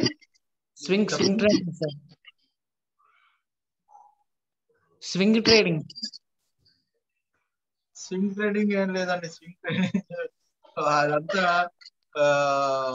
స్పెక్యులేషన్స్ లో వస్తుంది. స్వింగ్ ట్రేడింగ్ ఏం లేదు. అలా ఊరుతూ చేయడాన్ని స్వింగ్ ట్రేడింగ్ అంటారు. హలో సార్, ఆ గ్రాఫ్ ఊరుతూ ఉంటది, అప్ అండ్ డౌన్స్ ఇలా ఫాస్ట్ గా ఎక్కువ ఉంటే దాన్ని స్వింగ్ ట్రేడింగ్ అంటారు. హలో సార్, నిన్న ఒక క్వశ్చన్ ఇచ్చారు కదా, what is the reasons of today's market up అని. దానికి ఒకసారి ఆన్సర్ చెప్పండి. నిన్న ఒక క్వశ్చన్ ఇచ్చారు కదా sir, what is the reasons of today's market up. అవును, దానికి ఆన్సర్ చెప్పండి సార్. ఇందాక చెప్పారు కదమ్మా. కరెక్ట్, మార్కెట్ కరెన్సీ పెరగడం, కరెన్సీ రేట్ డాలర్ వాల్యూ తగ్గడం వల్ల పెరిగింది, డాలర్ వాల్యూ తగ్గింది మన ఇండియన్ కరెన్సీలో. సో మన ఇండియన్ కరెన్సీ స్ట్రాంగ్ అయింది, దానివల్ల పాజిటివ్ అయింది అన్నమాట మార్కెట్.